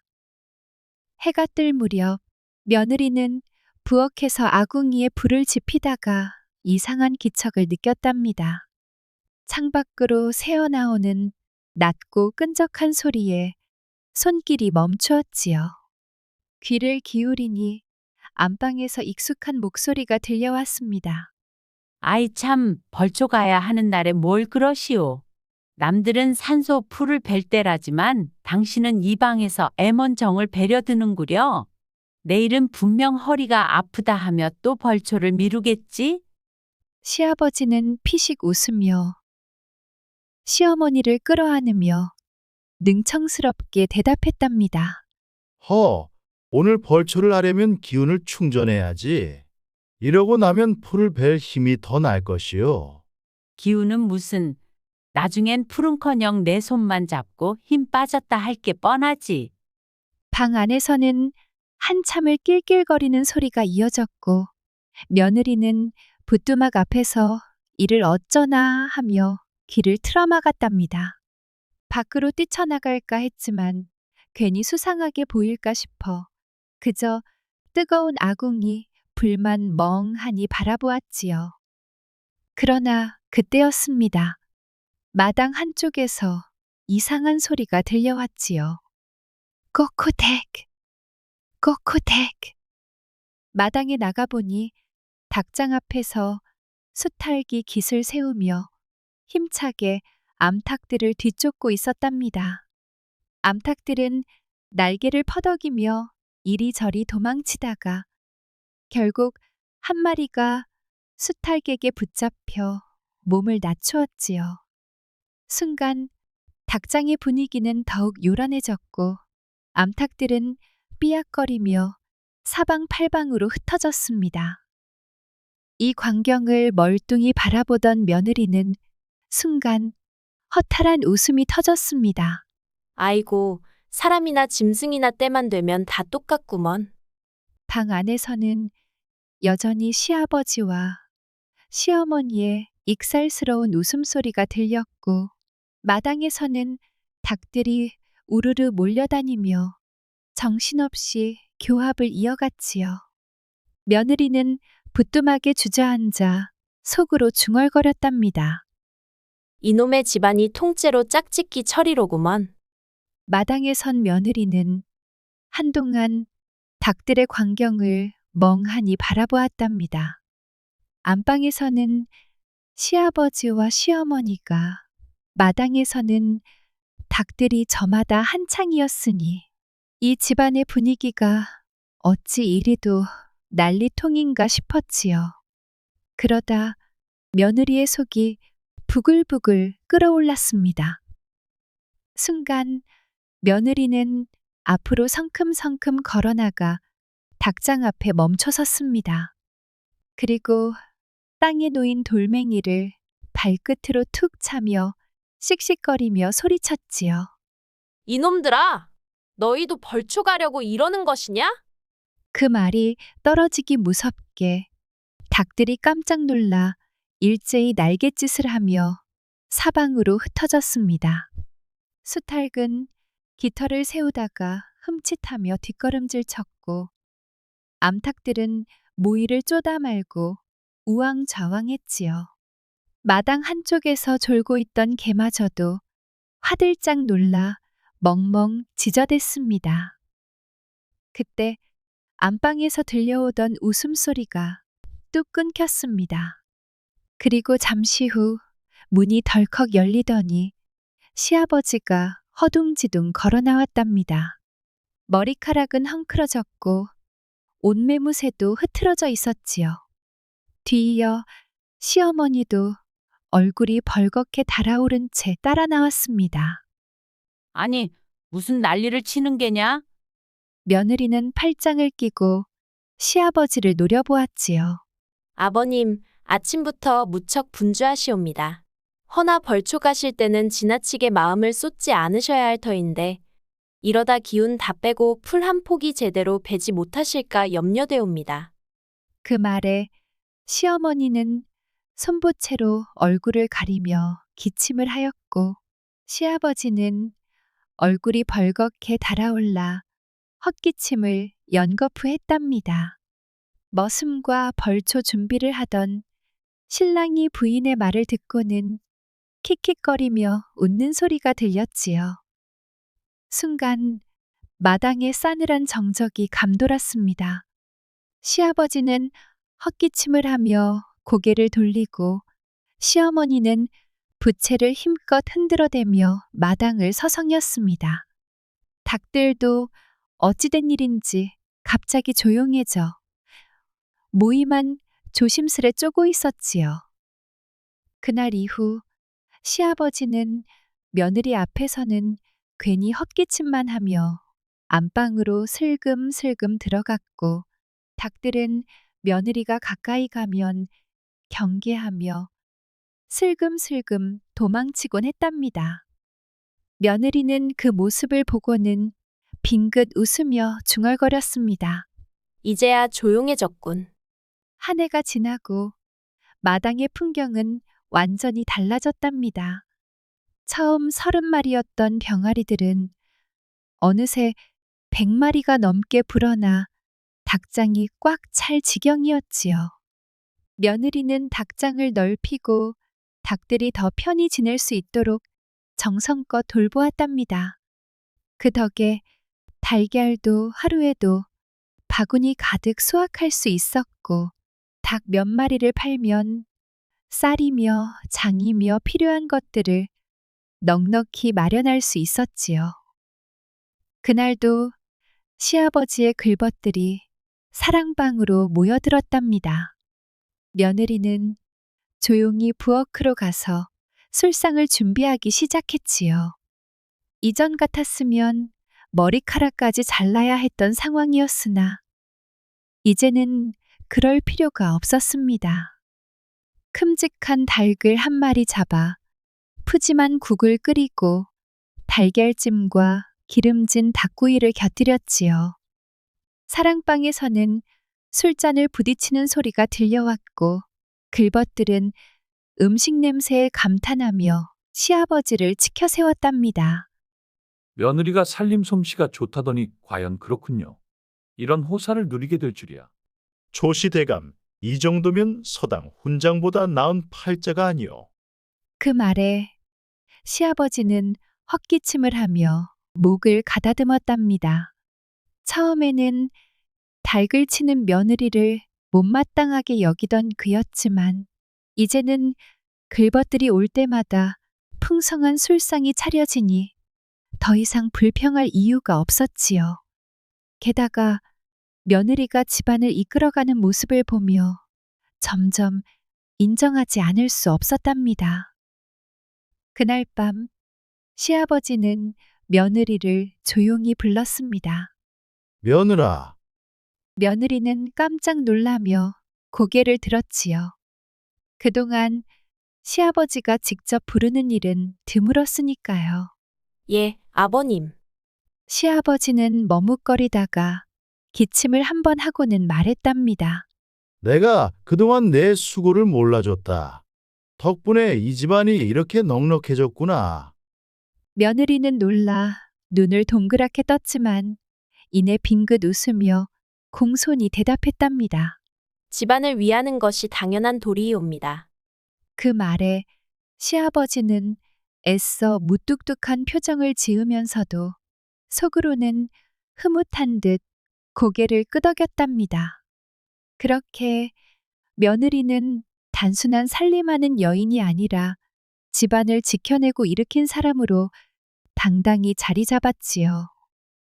이제 남은 것은 서방님이 과거에 급제하는 일뿐이었지만 그게 말처럼 쉬운 일이 아니었답니다. 과거 시험이 있을 때마다 서방님은 서당에서 밤을 지새우며 책을 붙잡고 있었으나 번번이 낙방하고 돌아왔지요. 처음에는 집안에서도 기대를 걸었으나 서방님이 해마다 낙제하자 이제는 다들 별다른 기대를 하지 않게 되었답니다. 며느리는 속으로 한숨을 쉬었지만 바깥일까지 손을 뻗을 수는 없었지요. 그래도 서방님이 낙담할 때마다 따뜻한 밥상을 차려주며 위로하였답니다. 서방님, 학문이란 것이 실력이 다가 아니라 운도 따라야 하는 것이니 너무 속상해 마시오. 그러나 서방님은 자신의 책을 내려다보며 깊은 한숨을 내쉬었지요. 과거에 급제하지 못하면 이 집안을 더욱 든든히 책임질 방도가 없을 터인데. 서방님, 이미 집안의 기둥 하나는 제가 세웠으니 서방님께서는 조급해 마시고 천천히 나아가셔도 되옵니다. 대신 다른 기둥 하나를 세워 저를 만족시켜 주시면 감사하겠사옵니다. 서방님은 며느리의 말뜻을 곱씹다가 이내 얼굴이 붉어졌답니다. 밤이 깊어가고 촛불이 가물거리며 두 사람의 그림자가 살며시 춤을 추었지요. 과거 급제는 못하였으나 이 일만큼은 반드시 만점받겠소. 남편은 농을 던지며 그녀를 품에 안았답니다. 며느리는 수줍은 듯 웃었지만 가녀린 손끝이 서방님의 옷깃을 서서히 풀어내며 밤의 기운에 몸을 맡겼지요. 창문 너머로 부드러운 가을바람이 스며들었고 방 안은 어느새 촛불 대신 두 사람의 뜨거운 숨결로 가득해졌습니다. 오래 참았던 감정이 서서히 풀어지듯 두 사람은 서로를 어루만지며 애틋한 밤을 나누었답니다. 한동안 끊겼던 미러들이 귓가에 속삭이듯 흘러나왔고 살며시 맞닿은 손길은 점점 깊어졌지요. 그 밤 서방님은 비록 과거 급제에는 실패했으나 며느리를 만족시키는 시험에서는 실로 출중한 실력을 발휘했답니다. 몇 해가 흐르는 동안 며느리는 살림을 더욱 알뜰히 꾸려나갔답니다. 닭들은 해마다 알을 낳고 새끼를 치며 점점 불어났고 마당 한가득 우쭐대며 걸어다니는 닭들을 보면 집안의 풍요가 눈앞에 보이는 듯 했지요.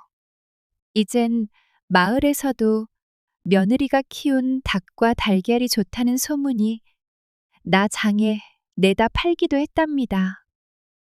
하지만 며느리에게 닭보다 더 소중한 열매가 있었으니 바로 떡두꺼비 같은 아들 삼형제였답니다.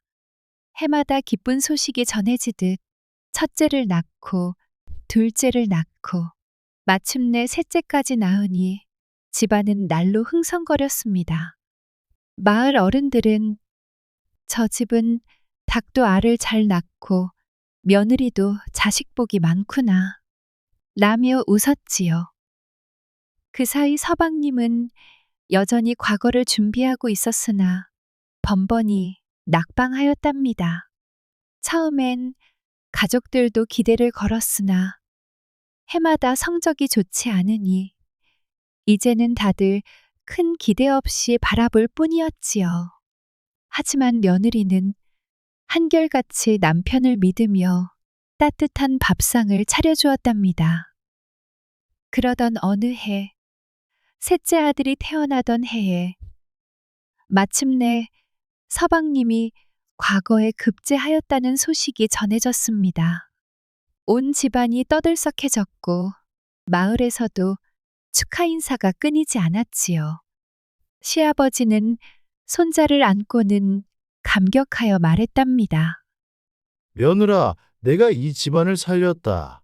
살림을 일으킨 것도 내 공이고 우리 집대를 잇게 한 것도 내 덕이니 이제 누가 너를 인정하지 않겠느냐. 그 말을 듣고 글벗 선비들도 고개를 끄덕이며 술잔을 기울였답니다. 초시댁 며느리야말로 그야말로 실질적인 집안의 주춧돌이었구려.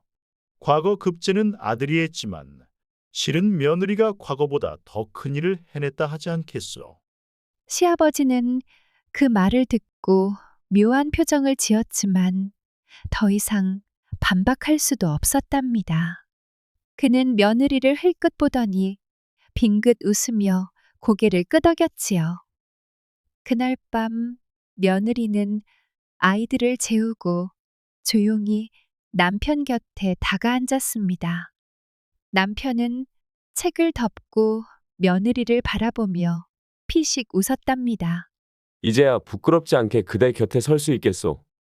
며느리는 살며시 미소 지으며 속삭였답니다. 서방님, 저는 이미 오래전부터 당신을 가장 빛나는 분으로 여겼사옵니다.